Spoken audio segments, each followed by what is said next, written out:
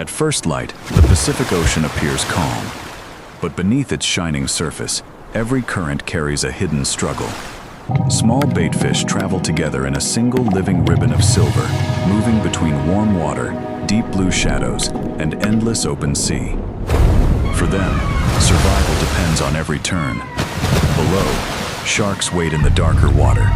Above, seabirds search the waves. And through the shifting currents, some of the ocean's fastest hunters move silently toward their next opportunity. Here, there is no safe path for long. There is only instinct, speed, and the strength to stay together. This is the hunt in blue water, where every sunrise begins another battle to survive beneath the waves.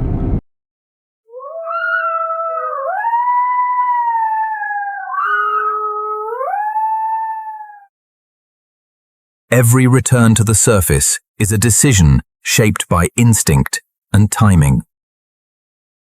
The safest route is never fixed. It changes with the ice, the water, and the unseen world below. The ice holds the memory of flowing water in every frozen layer. From the mountains, the river carries winter across the whole northern land. The long journey ends here, at least for now, in a wetland waking beneath the northern light.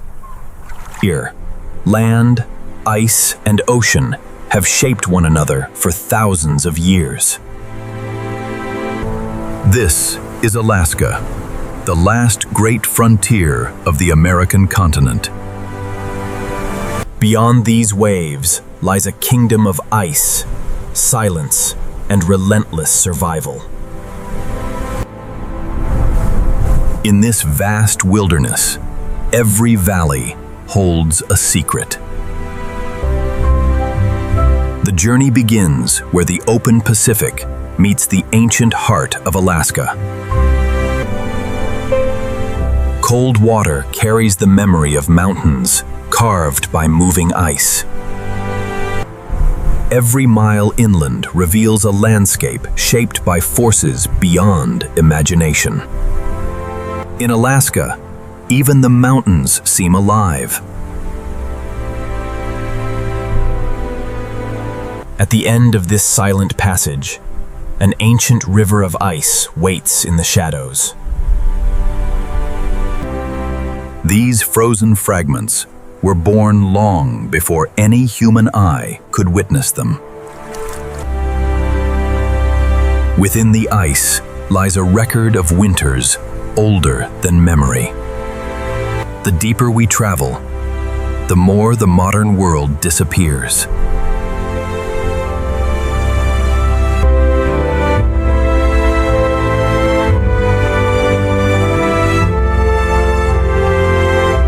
Even in stillness, the ice is always moving.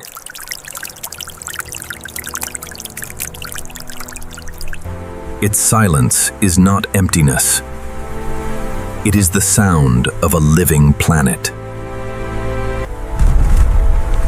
With every fracture, the ancient ice releases a whisper from the past.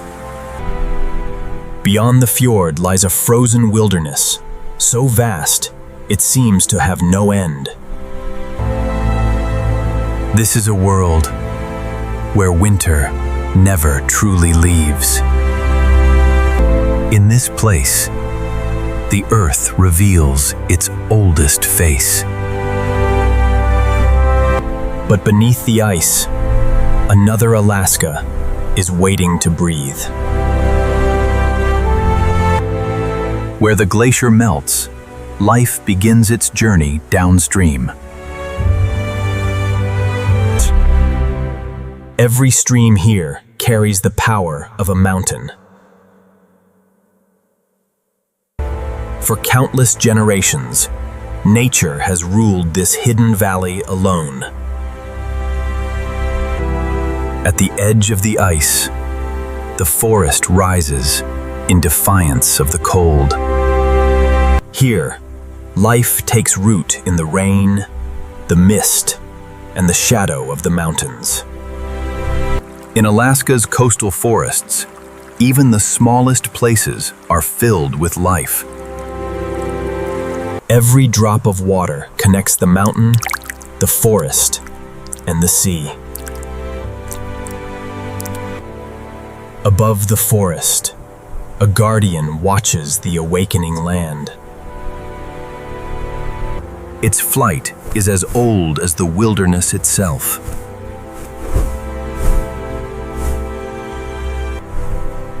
From the treetops to the open water, every creature follows the rhythm of this land. Along the coast, survival takes on a gentler form.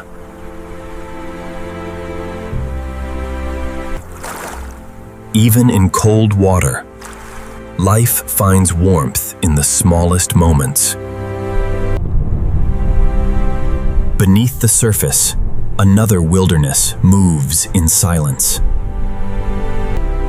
The cold Pacific is not empty. It is alive with hidden movement.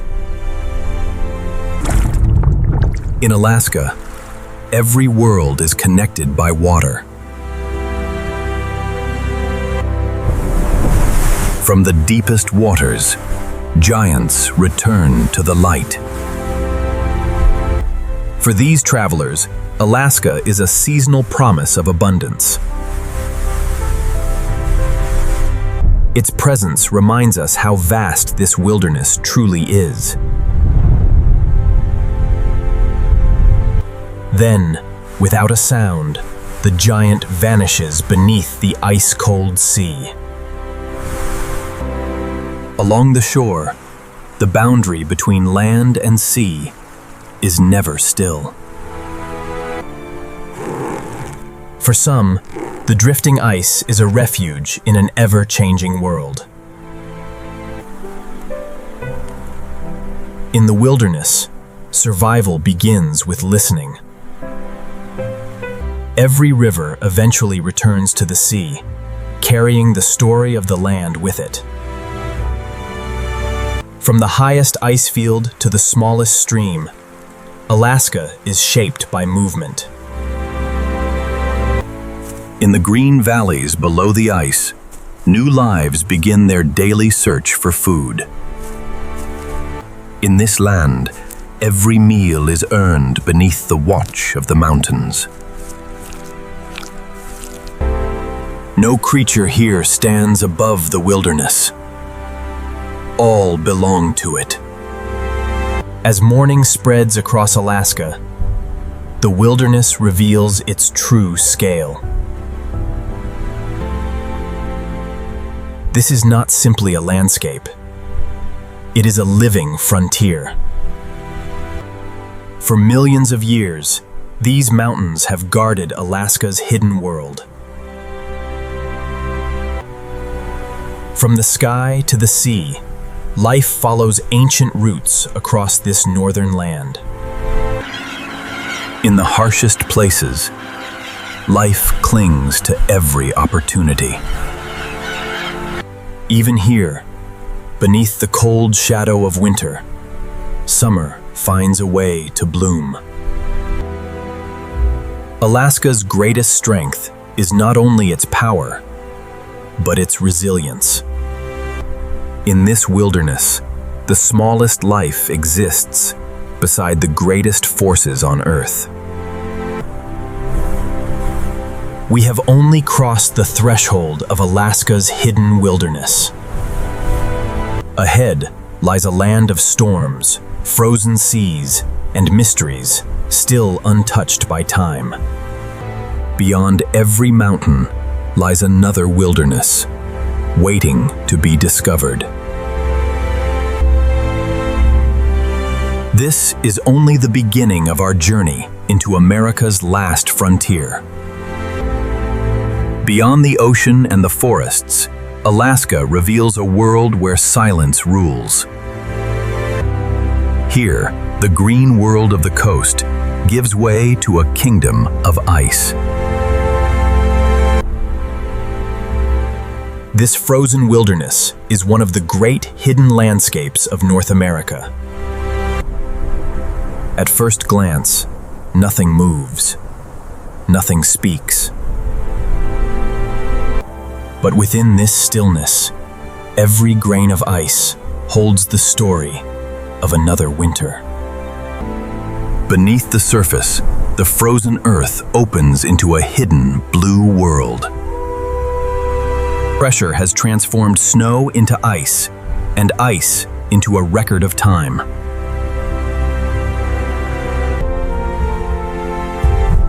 In this place, distance has no measure, and silence has no end. The wind is the only traveler across this empty kingdom. Even here, in the coldest places, water refuses to stand still. What appears motionless is, in truth, always on the move. The glacier travels with the patience of the earth itself.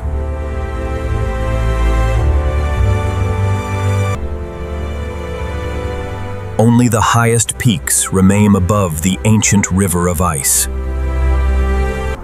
Yet even in this harsh terrain, life finds a foothold. For those born here, the impossible is simply part of the landscape. In Alaska, every living thing is measured against a world far greater than itself. As the day grows brighter, the frozen wilderness reveals more of its hidden shape. Some survive not by strength, but by becoming part of the land itself. In the quietest places, survival depends on noticing what others cannot. There are still places where the land belongs only to wind, ice, and time. The ice has shaped every valley, every river, and every mountain pass below. From the heart of the ice comes the water that awakens the land below. Even the smallest change can echo across this fragile, frozen world. Beyond every ridge, another unknown world begins. Where the ice retreats, it leaves behind lakes as cold and clear as the sky. In the mirror of the water, the mountains seem to stretch into another world. The land is quiet now, but its silence is filled with secrets. Above the ice, one silent hunter carries the wilderness on its wings. This wilderness is larger than any path we can see.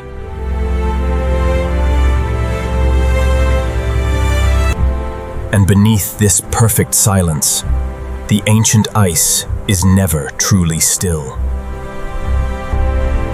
Far below the ice field, the glacier continues its long and silent descent. Each ridge and fracture marks a journey measured not in days, but in centuries. What looks like a frozen fortress is a river moving beneath its own weight. Summer sunlight awakens a hidden network of rivers beneath the ice. Beneath the frozen surface, water carves passages into the heart of the glacier. For a brief moment, the glacier reveals the secret world hidden inside. Here, light becomes blue, and time seems to slow beneath the weight of ice. At the glacier's edge, ice gives way to a new and unsettled land. Every stone here was carried from the mountains by ice.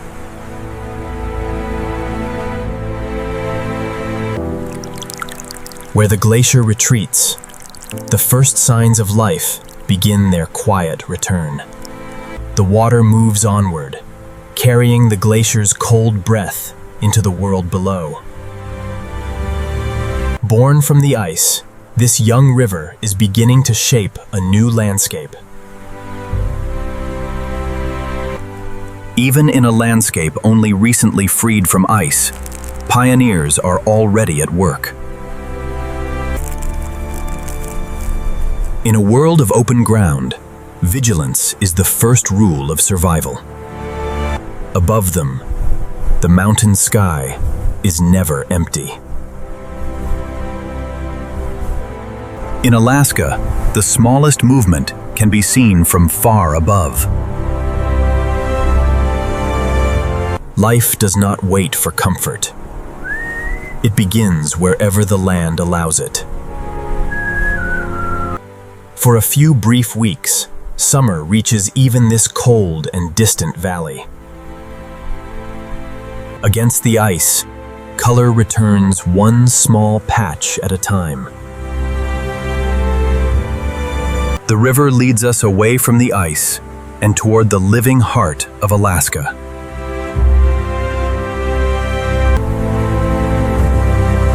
Every current carries a message from the high, frozen world. Ahead, the wilderness changes once more.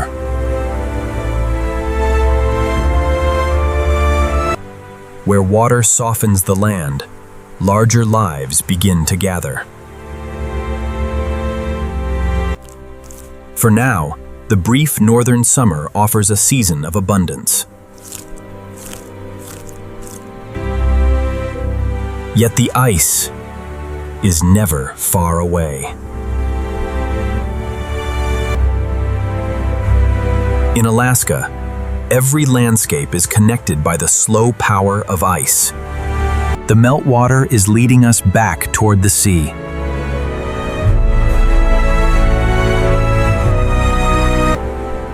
And at the ocean's edge, the ancient ice begins a final transformation.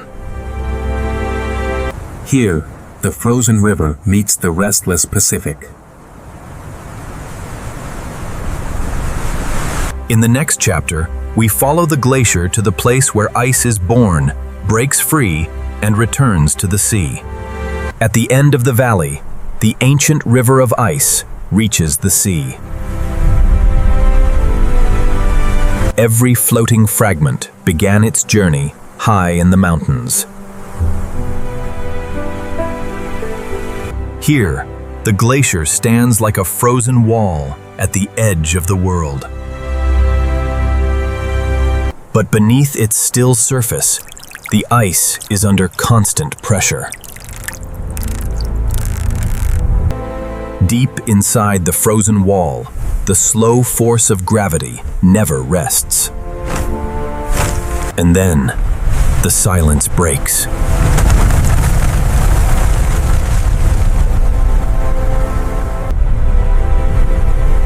A single falling tower sends its energy through the entire fjord.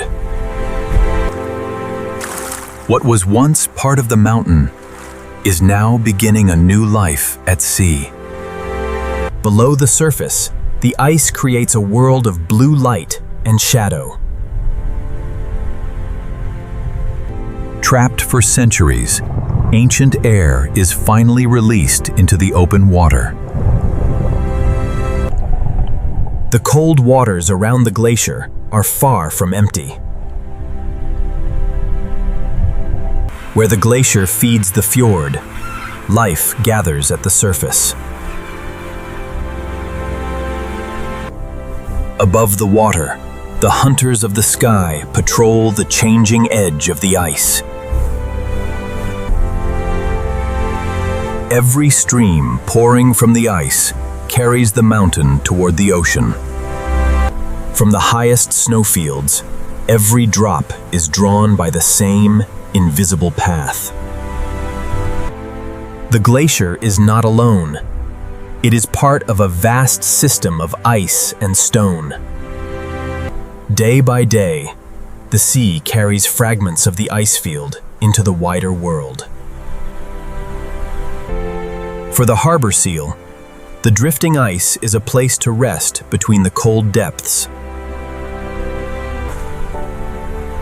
In a place shaped by sudden change, Awareness is everything. Below the ice, the fjord offers another world of opportunity. In the cold waters of Alaska, every movement becomes part of the hunt. Away from the ice wall, calmer waters shelter another coastal community. In water cold enough to steal heat in moments, survival begins with warmth. Beneath the fjord's surface, forests rise without ever touching the sky. The journey of the ice has only just begun. From the heart of the glacier, the wilderness flows outward toward the sea. And where the glacier meets the ocean, giants return to feed. For the whale, these nutrient-rich waters are a brief but vital summer refuge. Beneath the surface, the scale of Alaska's hidden world becomes clear. The glacier has released its hold, and the ocean now carries its story into the unknown. Beyond the glacier, the fjord opens into a far larger world. Here, water from the mountains meets the restless breath of the Pacific. For the ice, the calm shelter of the fjord is only the beginning. Below the surface, cold currents carry nutrients from the glacier into the sea. In these cold currents, countless small lives gather in the drifting blue. Where the smallest creatures gather, the ocean's great food chain begins. The first hunters arrive from above.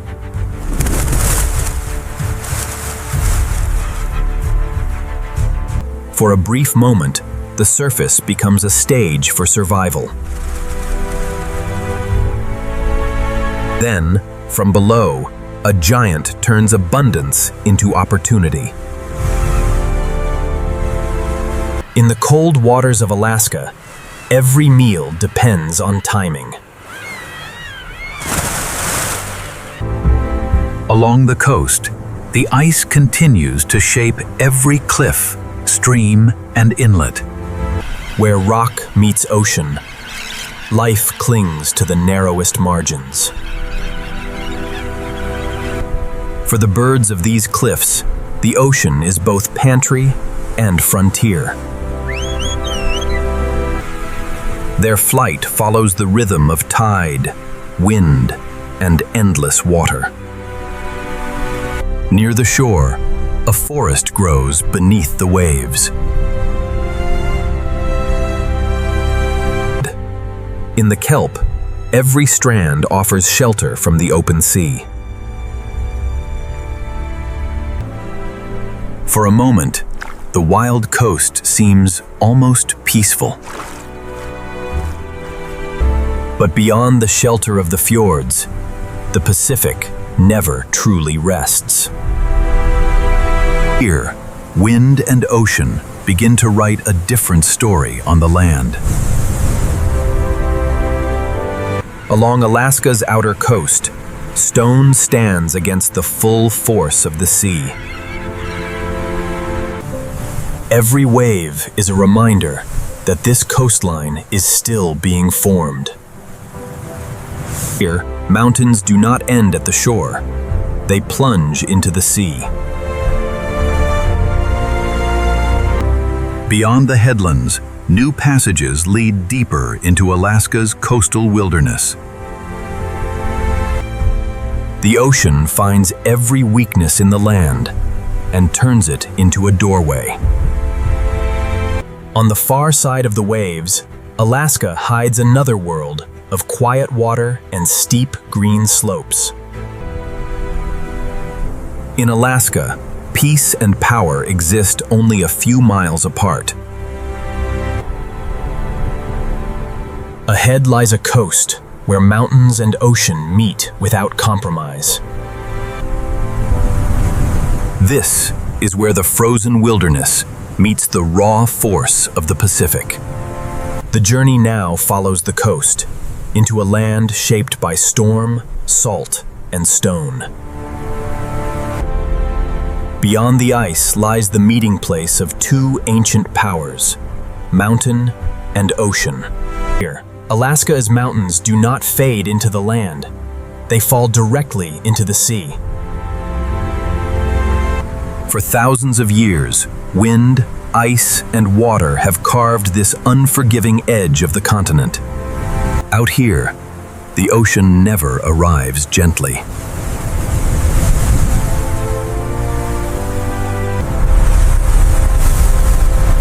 Every wave carries the force of a distant storm. Only the hardest stone survives where the Pacific meets the land. For the birds, these isolated cliffs are islands of safety above the waves.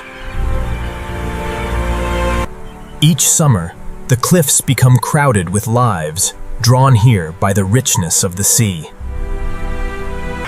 Where the land is too steep for forests, life takes to the cliffs. At the water's edge, another coastal giant claims its place among the rocks.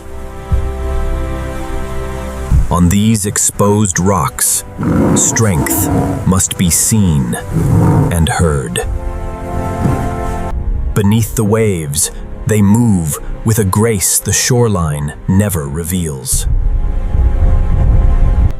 The cold coastal waters provide shelter, food, and endless hidden paths. Below the surface, Alaska's coast grows another kind of wilderness. In the shallows, survival often depends on holding fast. The coast is not a boundary. It is a place of constant collision.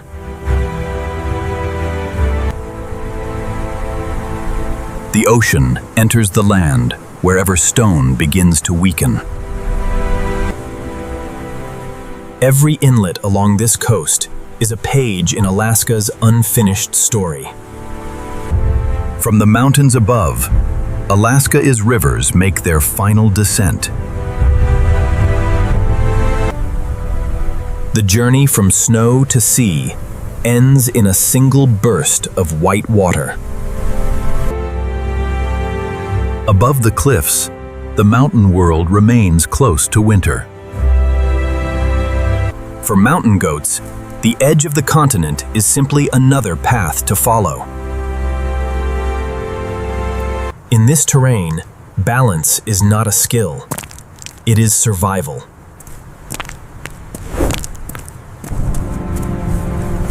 From these heights, the scale of Alaska becomes impossible to ignore. Along the coast, the eagle sees what the waves conceal.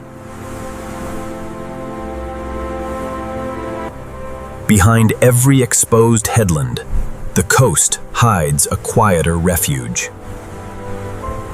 For the seals, calm water offers a brief shelter from the open ocean. Even in the quiet coves, the wilderness is always listening. But the Pacific is waiting just beyond the shelter of the rocks. Far offshore, the first signs of a change are gathering.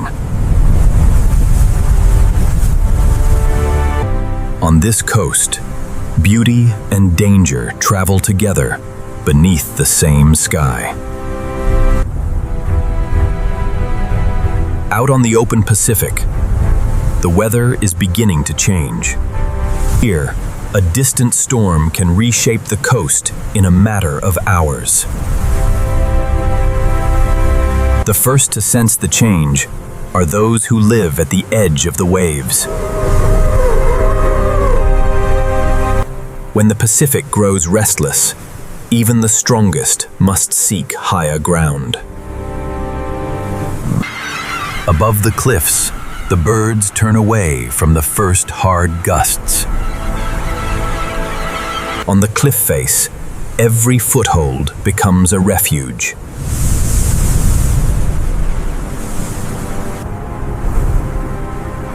Even Alaska's great hunters must yield to the power of the wind. Beneath the surface, the storm reaches even the forests of the sea. For the sea otter, a single strand of kelp can mean safety in rough water. When the surface becomes dangerous, the depths offer another path. Now, the storm reaches the shore.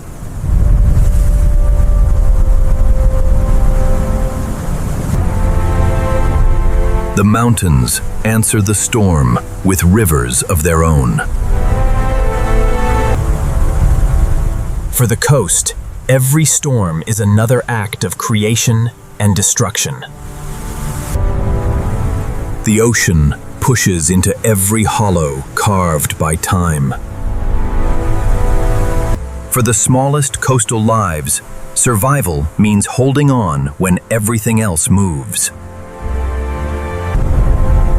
In moments like these, Alaska seems to disappear into its own weather. The storm blurs the line between ocean, forest, and mountain. High above the waves, shelter can be no more than a shadow in the rock.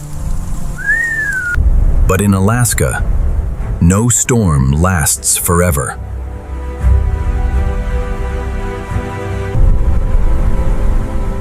As the clouds begin to lift, the wilderness takes shape once more. When the wind eases, the giants return to the surface. Beyond the sheltered coves lies a sea, vast enough to hide entire worlds. Under the waves, the Pacific continues its hidden rhythm. The coast has shaped our journey. Now the ocean begins to take control. Out here, the scale of the Pacific becomes almost impossible to comprehend. For those who live here, the ocean is not a boundary. It is home. Beneath the surface, unseen currents are drawing life together. Below this moving surface lies a world built on creatures too small to see from above. The mountains have released us. Ahead waits the frozen kingdom of the North Pacific. Beyond this horizon, a cold ocean wilderness is waiting to reveal its giants. Beyond the last mountains of Alaska begins a kingdom ruled not by land, but by the cold power of the sea. Here, the Pacific appears empty, but beneath every wave, life is already in motion. Invisible currents meet here, carrying cold water, nutrients, and the beginnings of an entire food web. The surface reveals only a fraction of the forces moving below. Below the waves, the ocean begins, with creatures too small to see from above. These tiny drifting plants capture the northern light and turn it into life. From this fragile drifting cloud, the great hunters of the North Pacific will find their strength. The smallest travelers move together, because in open water, there is safety in numbers. At the surface, the hidden movement of the sea begins to reveal itself. For the seabirds, the wind is not an obstacle. It is a road across the ocean. They search the waves for the smallest signs of food in an ocean that never stops moving. In the open ocean, speed becomes one of the first advantages. Each movement is shared, each turn guided by instinct and experience. For a moment, the cold sea comes alive with speed and light. But in the North Pacific, even the fastest creatures are small against the scale of the sea. Beneath the bright surface lies a darker ocean, where sunlight slowly disappears. In the deeper water, life moves to a slower rhythm. Here, every pulse is enough to carry a creature through the endless water. As the light fades, the ocean reveals creatures built for the darkness. Yet all life in this cold sea remains connected to the light above. Where krill and fish gather, the ocean's giants are never far away. The whale follows the ocean's hidden map, written in currents no human eye can see. In this vast wilderness, even the largest animals depend on the smallest lives. From far beyond the horizon, the cold north sends its first signs into the Pacific. Each fragment carries the memory of a colder world. Even drifting ice becomes a shelter in the open ocean.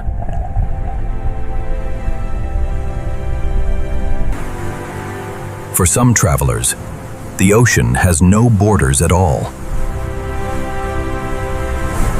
Its journey may stretch across oceans, guided by nothing more than wind and instinct. This frozen kingdom is alive with movements too vast, too distant, and too quiet to be seen all at once. But far below these cold waters, larger shadows are beginning to rise. From beneath the bright surface, a larger presence begins to rise. In this endless wilderness, even the giants depend on life too small to notice. Guided by currents and instinct, it follows the ocean's hidden abundance. For one breath, the hidden giant belongs to the sky. Then it vanishes again, carrying its ancient journey into the deep. The true landscape of the ocean is written in currents, not coastlines. Here, the smallest creatures gather where the sea brings food from the depths. The ocean's great gatherings begin with a simple need: to stay together. Speed is the language of the open sea.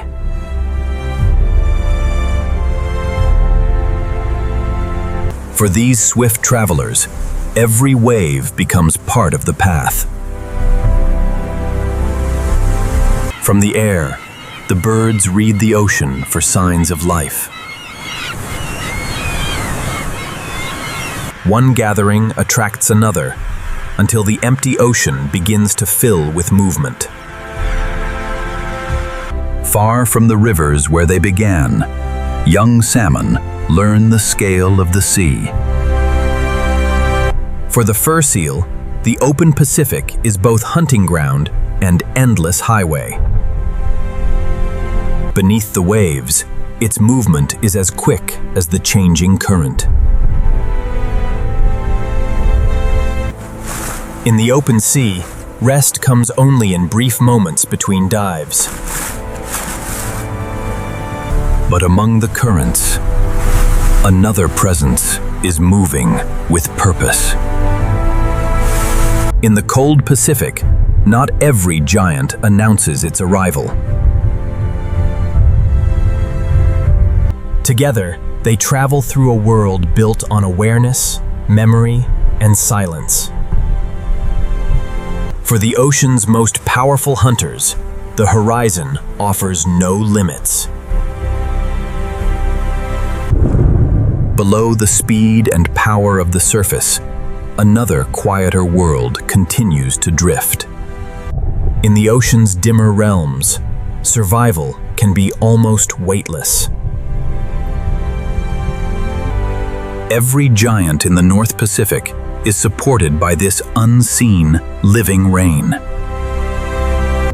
As the currents gather life together, the sea prepares for its next great encounter. What appears empty from above is, in truth, one of the busiest wild places on Earth. And beneath the moving surface, something even larger is approaching.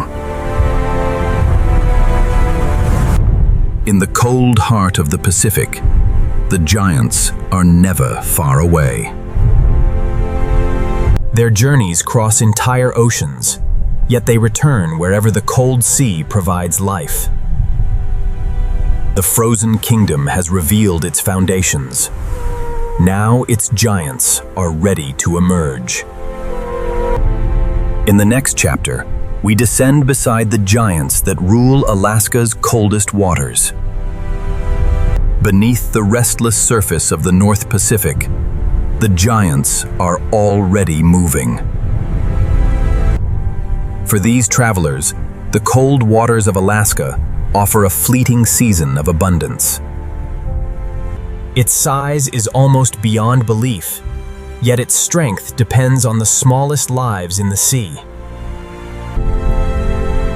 Every journey begins with a breath.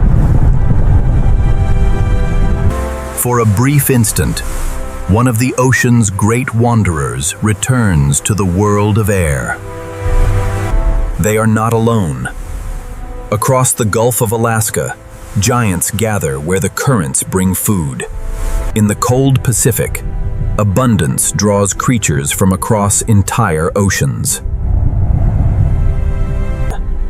Its presence transforms the open sea into a place of wonder. Behind every ancient eye is a memory of migration, distance, and survival. Then, with a single motion, the giant returns to the hidden world below. Below the surface, the ocean becomes deeper, darker, and far more mysterious. In the colder depths, another giant waits in silence. For the giant Pacific octopus, survival is the art of becoming invisible. Every movement is measured. Every change in the water can mean danger or opportunity. In the deep, even a giant can vanish without a trace. The seafloor is a forest of its own, hidden from the world above. Here, some giants survive by becoming part of the ground beneath them. When it moves, the seafloor itself seems to come alive. From the surface, another giant enters the underwater world. In the cold Pacific, strength is often matched by astonishing speed. Along the outer coast, the sea lions return again and again to the rocks that anchor their world. For generations, these isolated rocks have stood as islands of refuge in a moving sea. But farther out, the sea becomes deeper, colder, and less forgiving. In the colder depths, some giants move so slowly they seem like shadows of the sea itself. Built for cold and darkness, it travels through a world few creatures can endure. In the deep Pacific, patience can be as powerful as speed. Then the shadow disappears, returning the deep to silence. From the deepest shadows to the brightest surface, every level of the ocean is alive. Across the same water, different giants follow different paths. In these northern waters, the giants are not alone. Their world is connected by currents, prey, and the ancient rhythm of the sea. Among Alaska's giants, the orca moves with a purpose few others can match. They travel as a family, guided by memory, sound, and the shared knowledge of the sea. For the youngest members of the pod, every journey is a lesson passed down through generations. Every breath breaks the surface of a world that remains mostly unseen. In the cold Pacific, power is often measured by control rather than speed. Even the ocean's greatest hunters remain small against the immensity of Alaska's sea. Elsewhere, another giant begins a descent into the blue.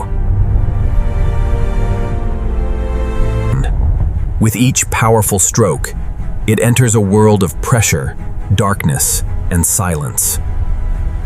Far beneath the waves, the giant finds the abundance it has crossed an ocean to reach.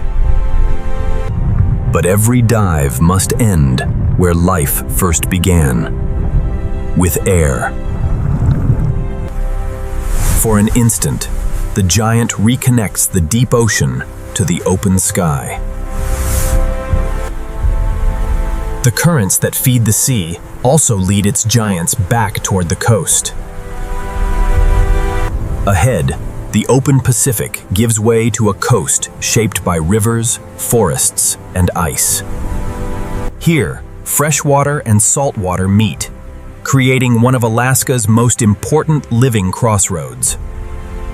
From the mountains, the rivers carry cold water, minerals, and the promise of renewal. At this fragile boundary, a new generation begins to find its way.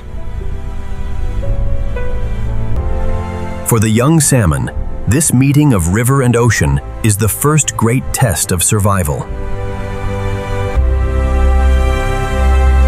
Every river in Alaska is a road between two worlds. Far upstream, an ancient migration is already beginning. Soon, these waters will become the stage for one of the greatest journeys in the natural world. The river remembers every path, from the mountain to the ocean. And now, the first travelers are coming home. Driven by an instinct older than memory, they turn away from the sea and face the current. Their return will awaken the entire valley. For the bears of Alaska, the river's return is a signal that the season has changed. Here, the ocean reaches far inland through the bodies of the fish. The Great Migration has begun.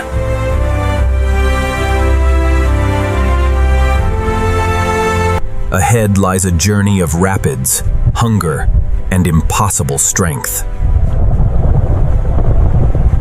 From the deepest sea to the highest river, Alaska's wilderness is connected by one extraordinary return. In the next chapter, we follow the salmon upstream into the heart of bear country. From the open sea, the Great Return has entered the heart of Alaska. Driven by an instinct older than memory, the salmon turn their backs on the sea. For every fish, the journey home begins with a battle against the current.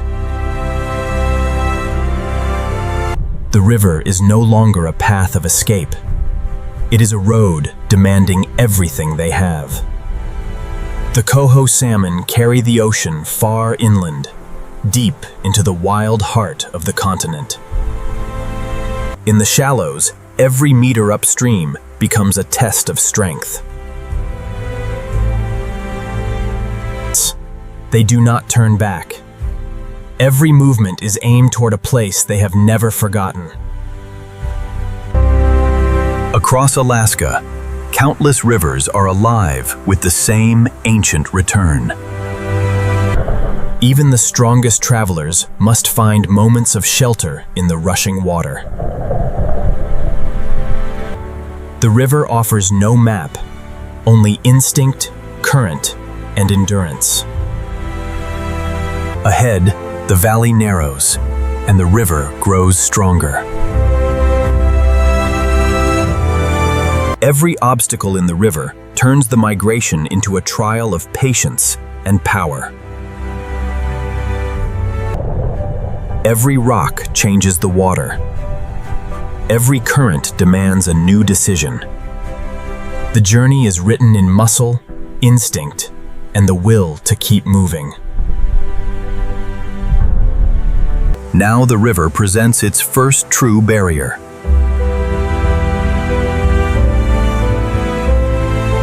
Before the climb, the salmon gather strength in the river's brief moments of calm.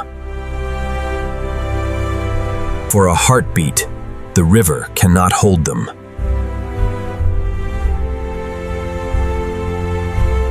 Each successful leap carries the migration one step closer to its beginning. The river tests every fish, yet the migration keeps moving. Around the river, the forest begins to respond to the return from the sea. Above the current, the first watchers have already arrived. The salmon's return draws attention from every level of the wilderness.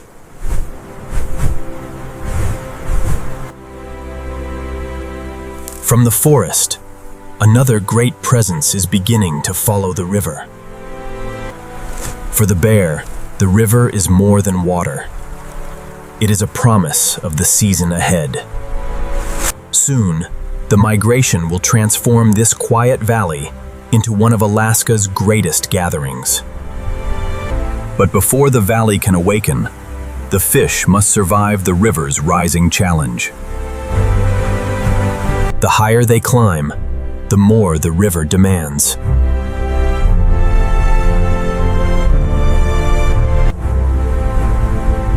Beyond this gorge, the salmon will enter the true heart of bear country. The bear follows the same river, guided by the same seasonal call. The river has begun to gather its travelers. Ahead, the wilderness will answer. As the river narrows, the migration becomes impossible for the wilderness to ignore. Each bend in the river brings the salmon closer to the place where their journey began. The current pushes them back, but instinct pulls them forward. Every burst of strength must be saved for the moments that matter most. For a brief moment, the river offers rest before the next challenge. But the river is never truly peaceful. Another traveler has arrived. For the bear, the return of the salmon is the signal of a season of survival. At this crossing point, two ancient migrations meet. The river has brought food from the ocean directly to the forest.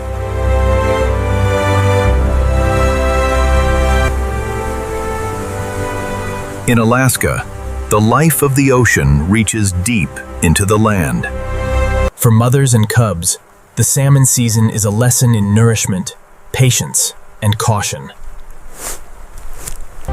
For the cubs, the river is still full of mysteries.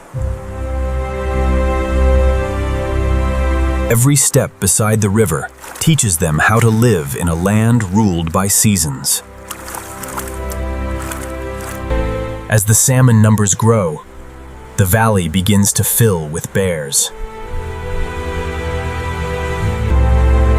For a few short weeks, this river becomes one of the richest places in the wilderness. From below, the river feels like a world filled with passing shadows. For the salmon, every shadow carries a warning. The bear waits, conserving energy, until the river gives it an opening. In one sudden motion, stillness becomes action. But the migration does not stop. It continues, driven by a purpose stronger than fear. Above the river, the eagles follow the same abundance. The salmon run feeds the sky as surely as it feeds the forest.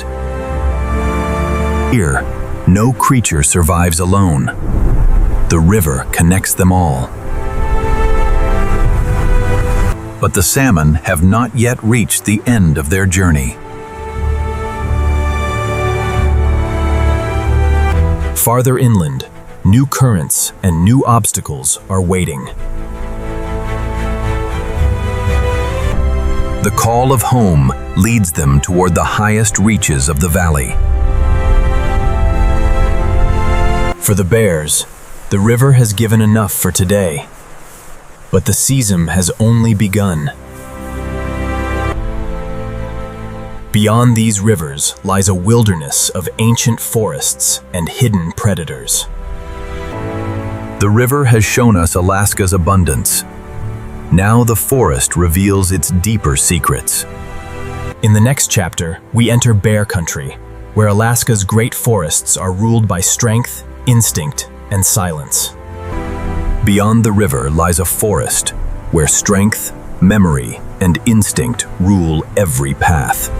This is bear country, a wilderness shaped by rain, rivers, and the long memory of the seasons. Here, the forest floor is a hidden map, marked by every creature that passes through. One track is enough to reveal that a giant has passed this way. The trail leads deeper into a territory built for one of North America's most powerful animals. At last, the forest reveals its guardian. In this wilderness, awareness is as important as strength. Every step carries the weight of a life adapted to this wild and changing land. Its territory stretches from the forest shadows to the open river valleys below. Before the river reaches its peak, the forest offers its own brief harvest. For a bear, every scent in the forest is a message.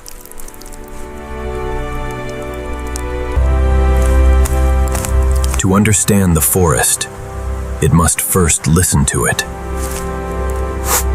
These marks tell of bears that have claimed this forest long before today. In the silence of the trees, scent and touch become a language of territory. This is not simply a forest. It is a living kingdom, shaped by the rhythm of water and season. For the smallest animals, a giant's footsteps can change the forest in an instant. In bear country, survival begins with knowing when to disappear. Every stream in the forest carries the same cold mountain water that feeds the Salmon River. In Alaska, the boundaries between forest and river are never fixed. Soon, The forest trail will lead it back to the river's seasonal abundance. Across the valley, another family is following the same promise. For the cubs, every new scent and sound becomes part of a future memory. The valley is vast, but every bear knows where the river will lead. As the salmon return in greater numbers, the riverbank begins to reveal a gathering of giants. In a land of abundance, distance can be a form of peace.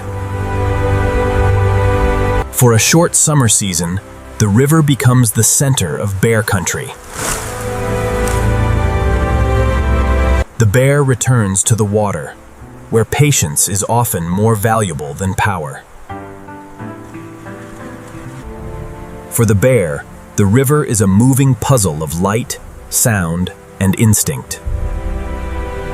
Below the surface, every shadow carries a warning. The river has summoned the bears. Now Alaska's great seasonal drama is ready to unfold. In bear country, patience is often the greatest form of strength. For the salmon, every shape above the water can mean danger. In a single instant, stillness becomes action. The migration does not stop. It moves forward with the force of an ancient promise. For the cubs, the river is a classroom shaped by water, instinct, and caution. Every first step into the river carries a lesson that may one day become survival. The mother does not lead them only to food. She leads them through the rules of the wilderness. When abundance arrives, even the greatest rivals can share the same river. For a few short weeks, this valley becomes one of the richest places in the northern wilderness. The river's abundance reaches far beyond the water.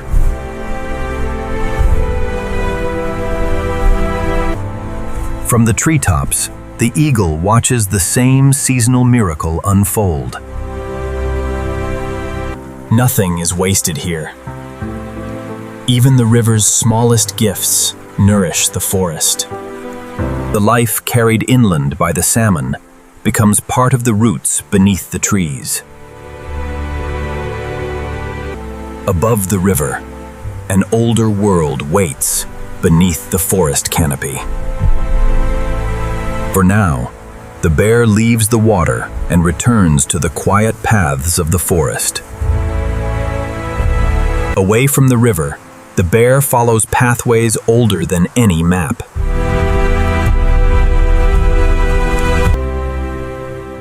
Some trees here have watched generations of bears pass beneath their branches. These forests have survived storms, winters, and centuries of northern rain. In the old forest, every creature moves beneath the unseen presence of larger lives. The forest speaks in small sounds, and those who listen survive.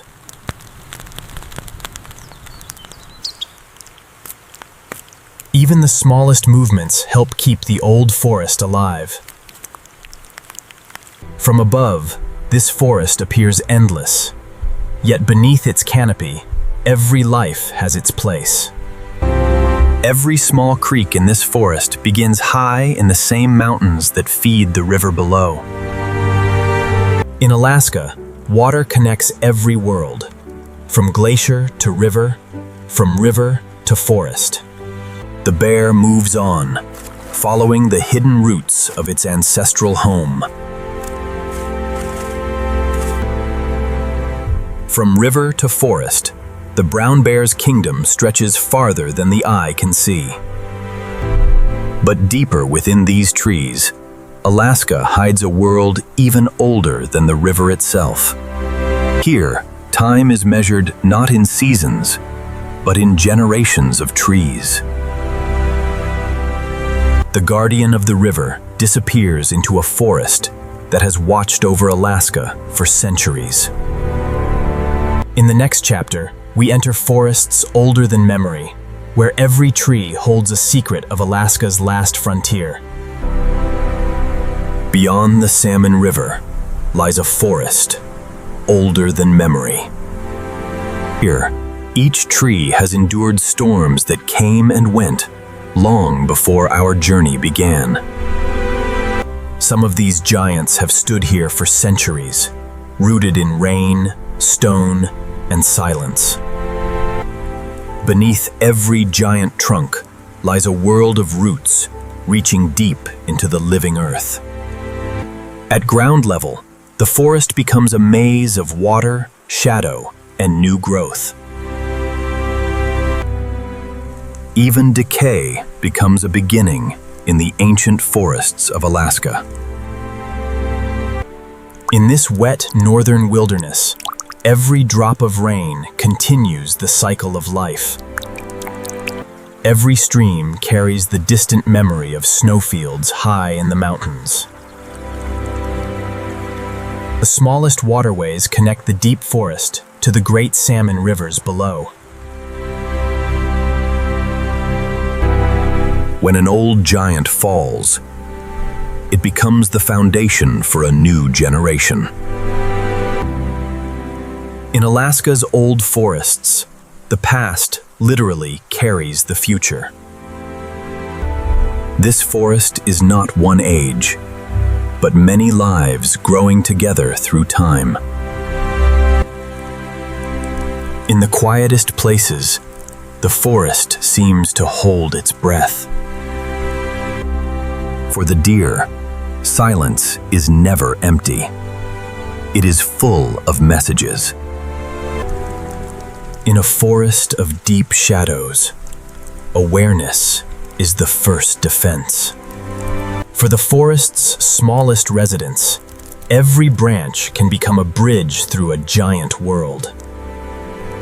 Even the smallest creature must read the forest before making its next move. High above the forest floor, the raven watches a kingdom too vast to see at once.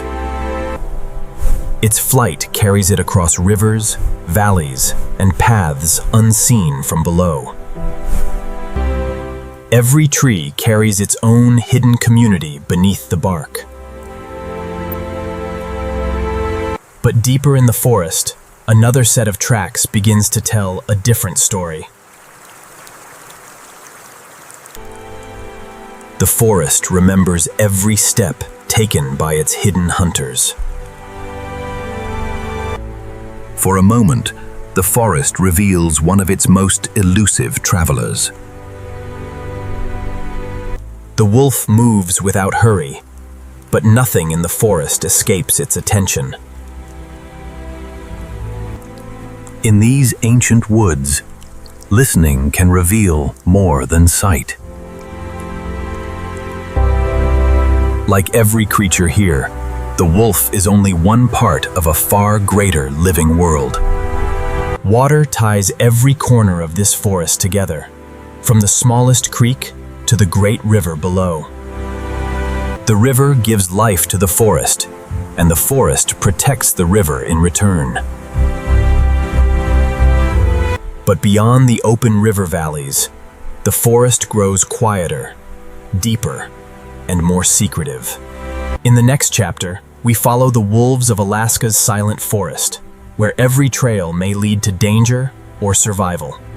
The trail disappears into the ancient forest, but the wolf is never far away.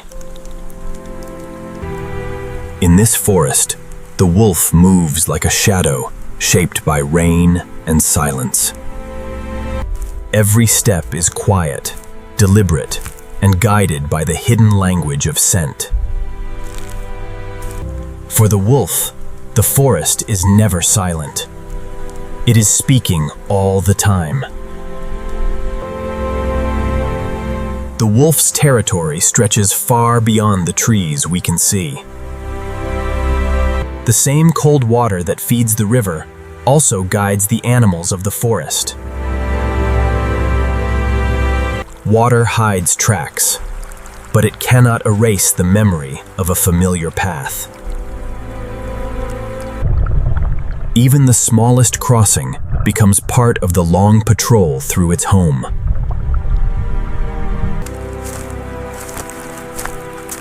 The lone traveler is not alone for long. In the wilderness, family is more than companionship. It is survival. Together, the pack follows roots worn into the forest by generations before them. The forest does not belong to one creature. It belongs to those who understand its rhythms. Elsewhere in the forest, another animal senses that something has changed. In a forest of hidden paths, survival begins with noticing what cannot yet be seen. In the ancient forest, lives cross without always meeting. Beyond the darkest trees, the forest opens into hidden islands of light. For the wolves, open ground offers both opportunity and exposure.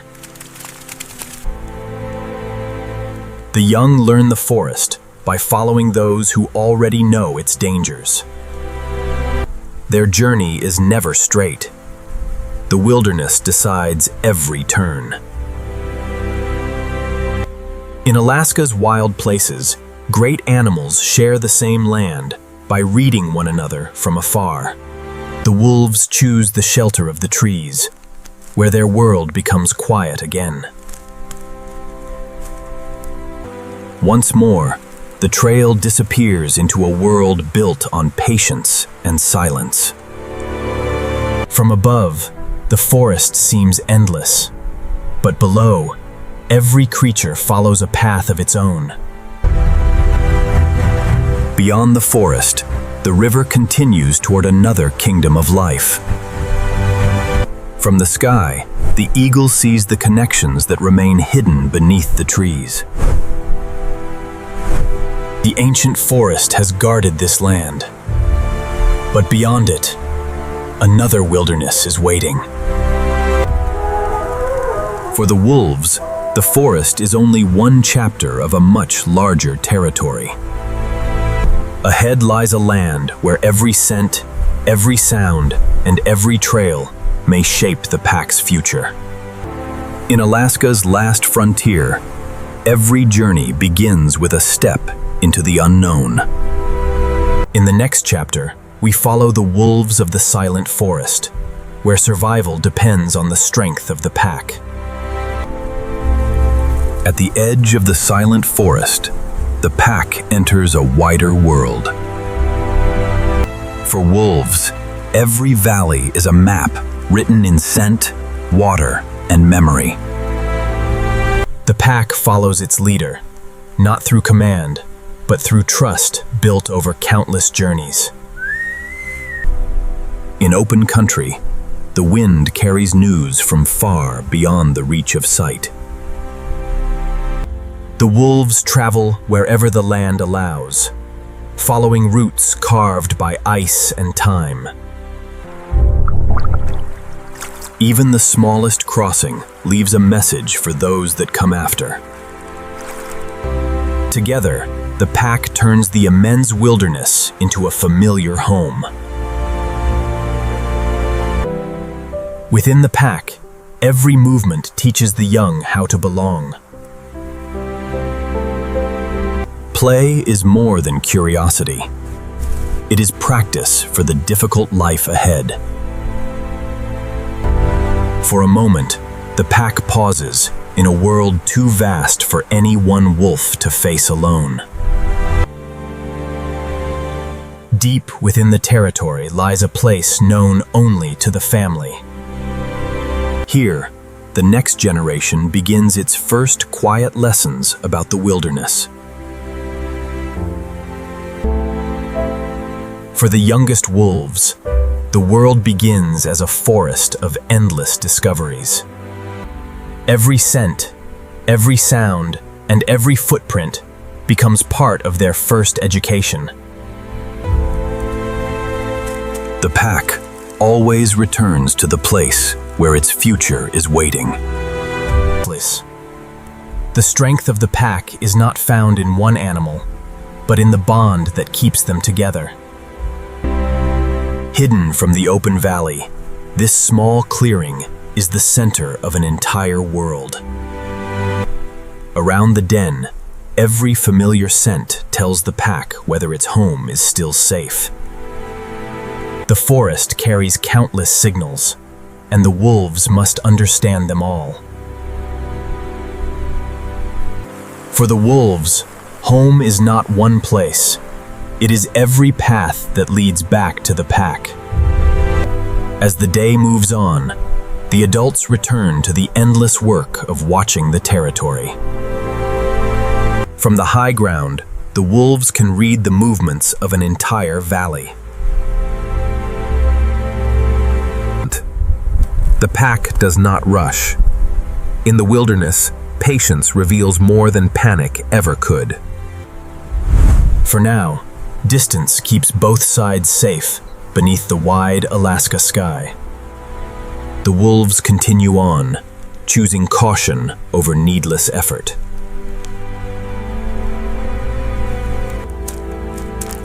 The young wolf is learning that every journey is also a lesson in belonging. No wolf can master the wilderness alone. The pack is its first protection. Across the silent forest, the family moves as one living thread through the landscape.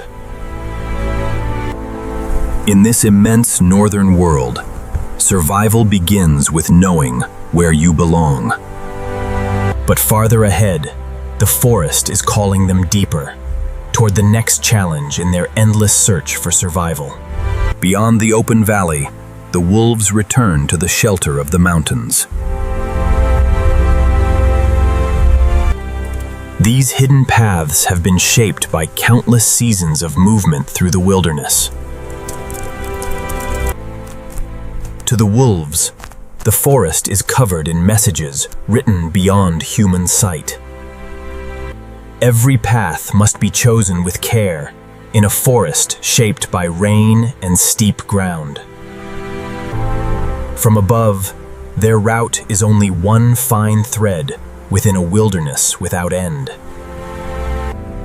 In the silent forest, every smaller creature learns to listen for the movement of larger ones. The wilderness is shared through distance, caution, and the knowledge of where not to stand. Water shapes every valley, carving routes through the same stone that shelters the wolves. Even the strongest travelers must pause where the mountains offer fresh water. For the young, every pause beside the pack becomes another lesson in awareness. The trail rises steadily, carrying the pack toward higher ground. From the ridge, the forest finally begins to reveal the scale of their territory. From high ground, a wolf can read the land in a single breath of wind. Their world is measured not by borders, but by the distance they can travel together. Above the wolves, another guardian of Alaska's wilderness rides the mountain wind. For the eagle, the cliffs and rivers below form a kingdom visible from the sky. From one high perch, it can watch an entire valley unfold. Below the sky, the wolves return to the protection of the trees. The forest closes around them once more, keeping their movement hidden from the open valley. The journey has been long, but the pack remains bound by the same shared rhythm. Above the forest, another world moves beyond the reach of the pack. The eagle sees the same wilderness from a different realm. Its path leads beyond the forest, toward the high places where Alaska's winds never rest. The mountains rise above the forest like watchtowers over an endless northern kingdom.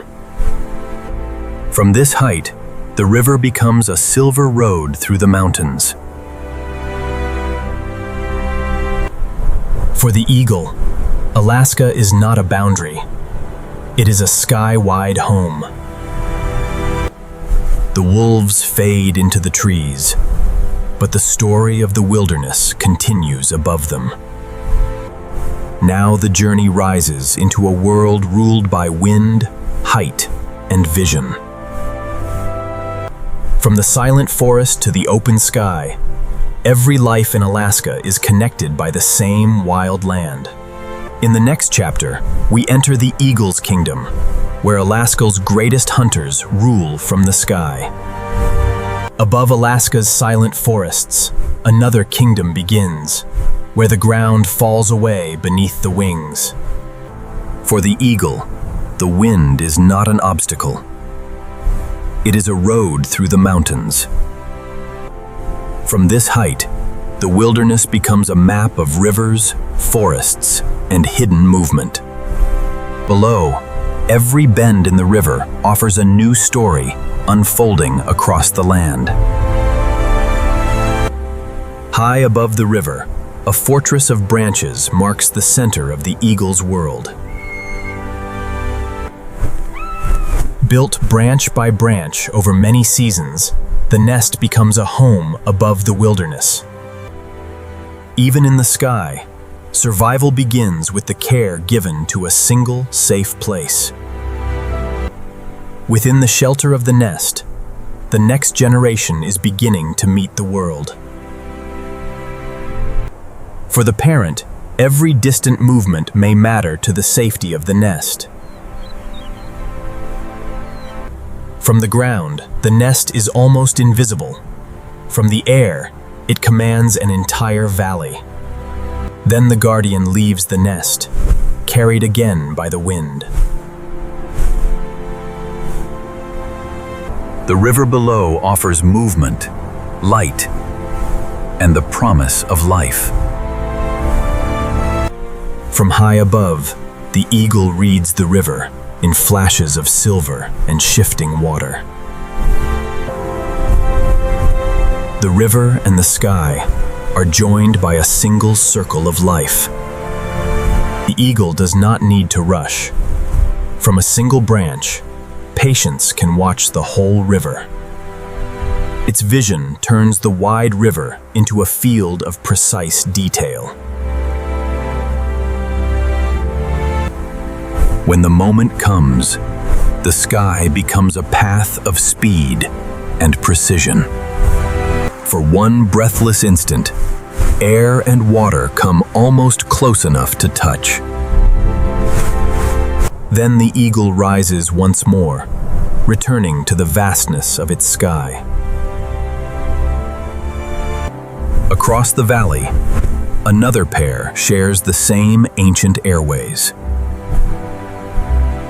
The eagle's kingdom is measured in wind, distance, and the patience to wait.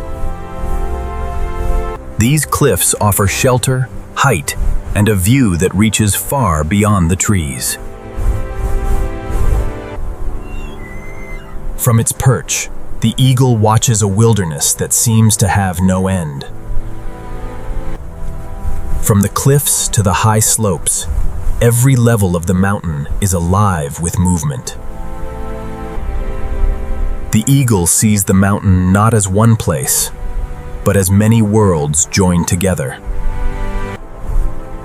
As the afternoon deepens, the forest below begins to change its face. Ahead, the river enters a valley where clouds descend to meet the trees. In this hidden basin, the forest disappears beneath a moving ocean of mist.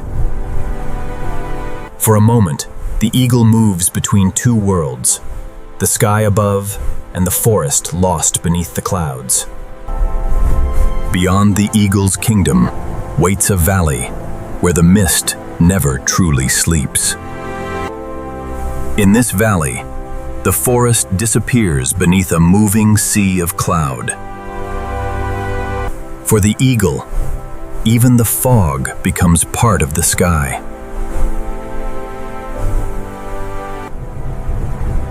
Only brief openings reveal the river hidden beneath the clouds. The eagle follows the shape of the land, reading cliffs and currents of air as easily as a river. From a single high perch, the hidden valley becomes a world of waiting. The audio features a male documentary voiceover saying, across the valley, another guardian appears from the clouds. In the eagle's kingdom, distance does not mean isolation. It means shared awareness. Together, they ride the same invisible currents over a landscape hidden from the world below. Even in the fog, the eagle never loses the memory of home.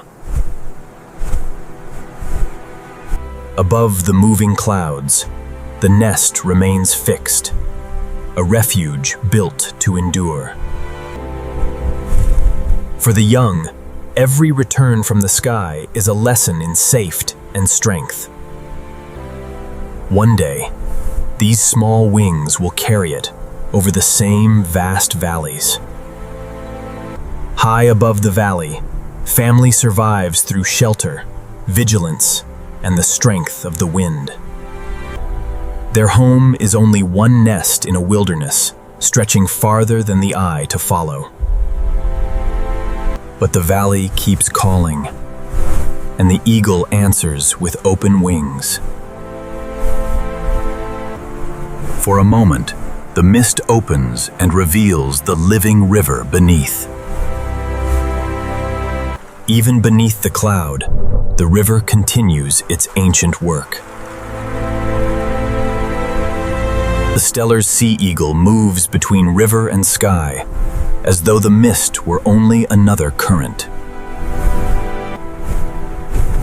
Beyond the river lies a hidden maze, where the clouds seem to have settled on the land. Here, the mist does not simply pass through. It becomes part of the land itself. Beneath the low clouds, even a small pond can feel like another world. In the hidden basin, larger lives move quietly through the fog. In a world where sight is limited, every sound becomes important. From above, the eagle sees what the mist tries to hide. But farther into the valley, even the eagle's view begins to disappear. In the heart of the mist, the wilderness becomes a place of instinct rather than sight. For a single moment, the valley reveals its secret shape before hiding it again. The eagle's kingdom has led us to a place where the land itself seems to breathe through cloud. In the next chapter, we descend into the Valley of Endless Mist, where Alaska's hidden wilderness waits beneath the clouds. Beneath the clouds lies a wilderness, hidden from every distant eye. Here, the mist does not simply cover the land, it transforms it. For every creature below, the world is reduced to sound, scent, and instinct. The first path through the mist is water.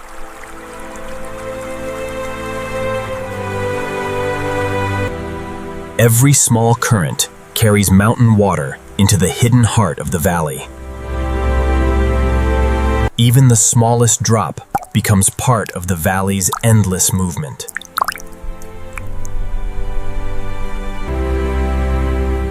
Beyond the trees, the mist opens onto a world of water and grass. The wetlands hold the valley's water long after the mountain storms have passed. In the valley's shallow waters, the moose moves with the patience of the land itself. When sight is swallowed by cloud, the smallest sound can carry a warning. For the young, the misty valley is a place of protection, but also uncertainty. In this vast basin, every life becomes part of the same quiet pattern. At water level, another architect is shaping the hidden valley. With quiet persistence, it turns moving water into shelter. In the Valley of Mist, even a small builder can change the shape of the land. The smallest wings also find a place in the valley's shifting weather. On the quiet water, the loon carries the stillness of the valley with it. Here, even the smallest ripple can travel farther than sight. From above, the hidden basin reveals itself as a map of water without end. But deeper within the basin, the mist grows heavier and the forest becomes more secretive. Even in the Valley of Mist, the forest's hunters leave signs behind. The mist conceals the wolf as easily as the wolf conceals itself. In the hidden valley, every creature must listen long before it chooses a path. In Alaska's wild places, survival often depends on distance and restraint. For a brief moment, the clouds loosen their hold on the land. Beyond the valley, ice still clings to mountains, born from a far deeper power. At the edge of the hidden basin, the land begins to reveal a warmer secret. Here, beneath ice and cloud, warmth rises from the depths of the earth. In a land ruled by ice, even a breath of heat can create a new world.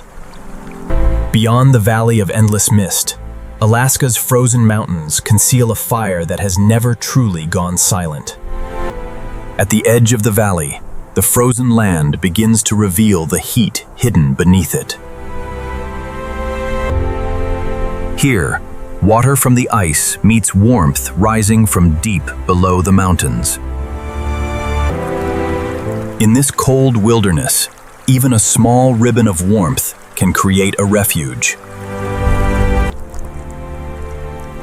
Each rising bubble is a quiet signal from the restless earth below.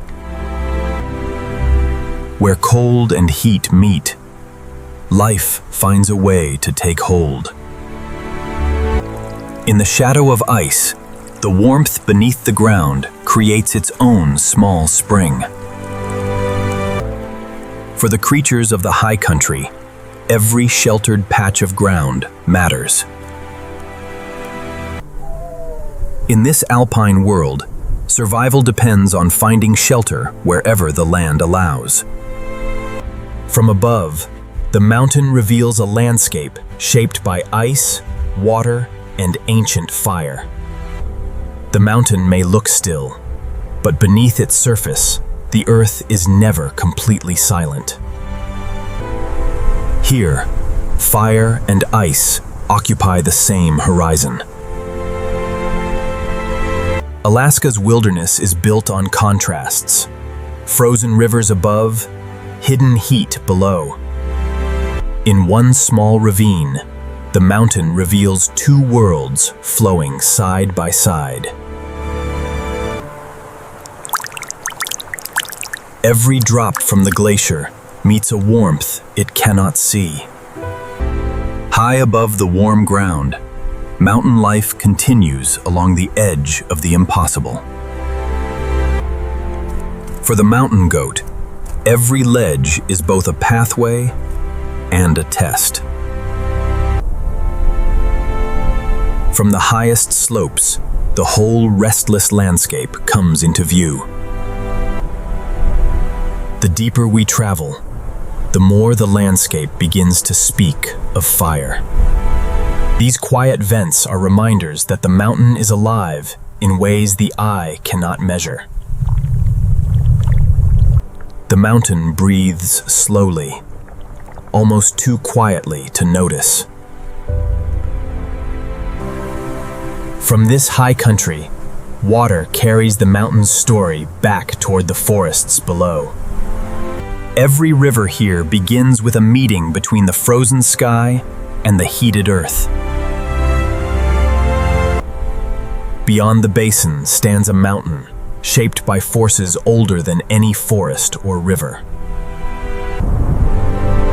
This is a land where the cold surface hides an ancient fire. The mountain gives no warning in words. It speaks through heat, vapor, and stone. Across this ground, water follows paths laid down by fire. In Alaska, the forces that shape the land are never far beneath the surface. Ahead, the mountain's hidden warmth becomes impossible to ignore.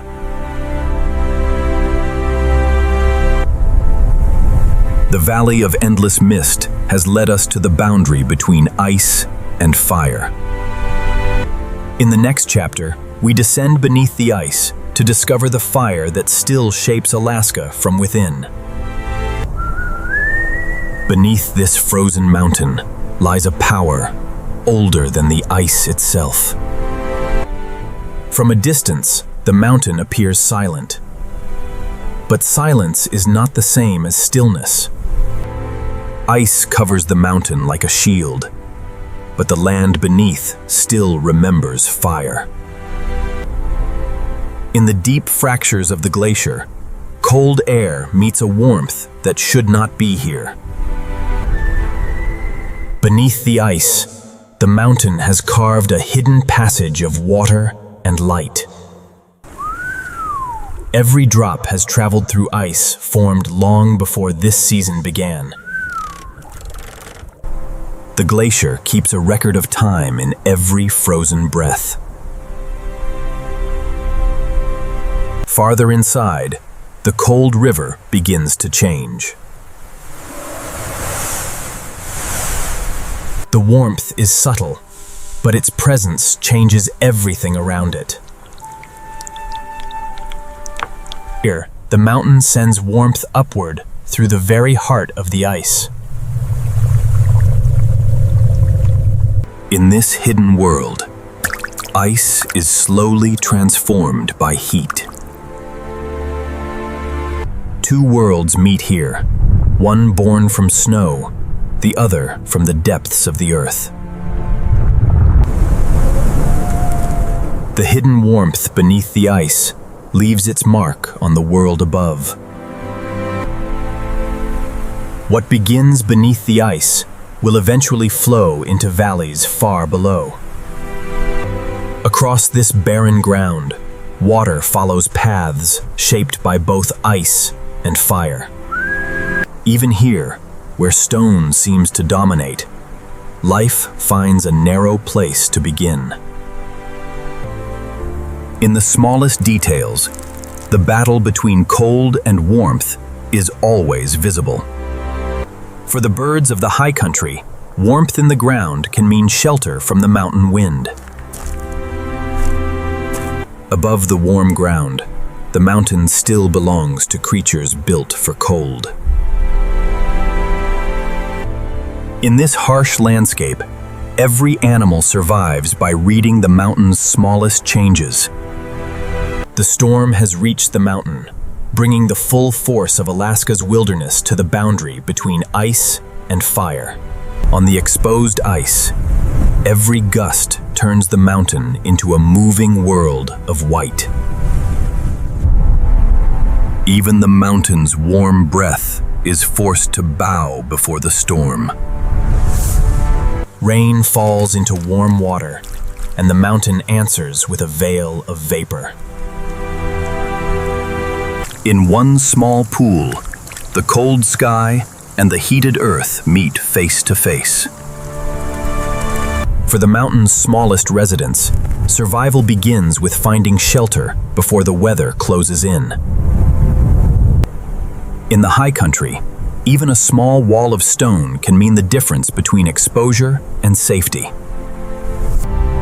High above the basin, the mountain goat continues across ground few creatures could survive. Against the wind, strength is not enough. The mountain demands balance, patience, and instinct. In the scale of the mountain, every life becomes small, but never insignificant. As the storm gathers strength, the mountain sends its water downhill.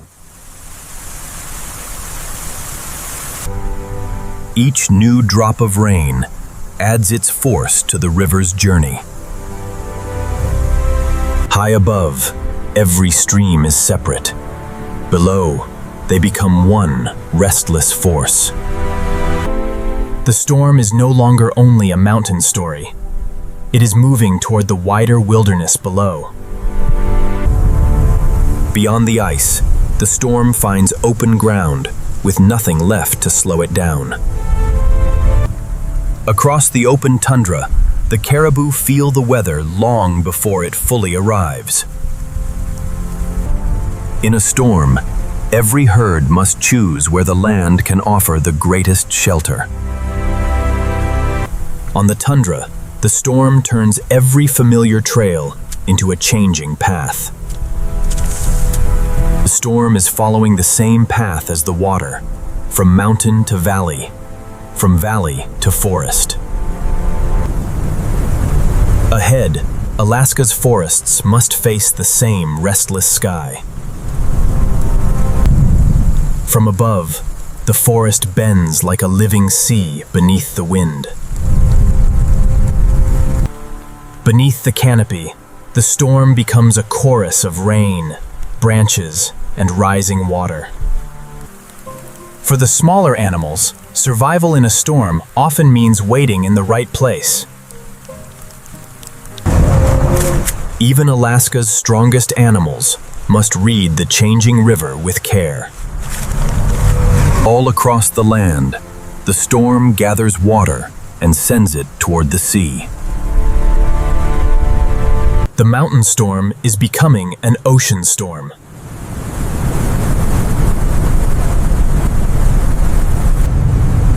At the edge of the continent, wind and water join forces against the land. Here, the storm finds its true scale across the open Pacific. From hidden fire beneath the ice to the fury of the Pacific, Alaska is shaped by forces that never rest. In the next chapter, we enter Alaska's wildest storms, where land, sea, and sky collide without mercy. The mountain speaks in small signals, spread across a landscape too vast to fully understand. Each vent carries heat upward through layers of rock hidden far beneath the surface. The earth breathes here, one quiet plume at a time. Above the mountain, the sky begins to shift once more.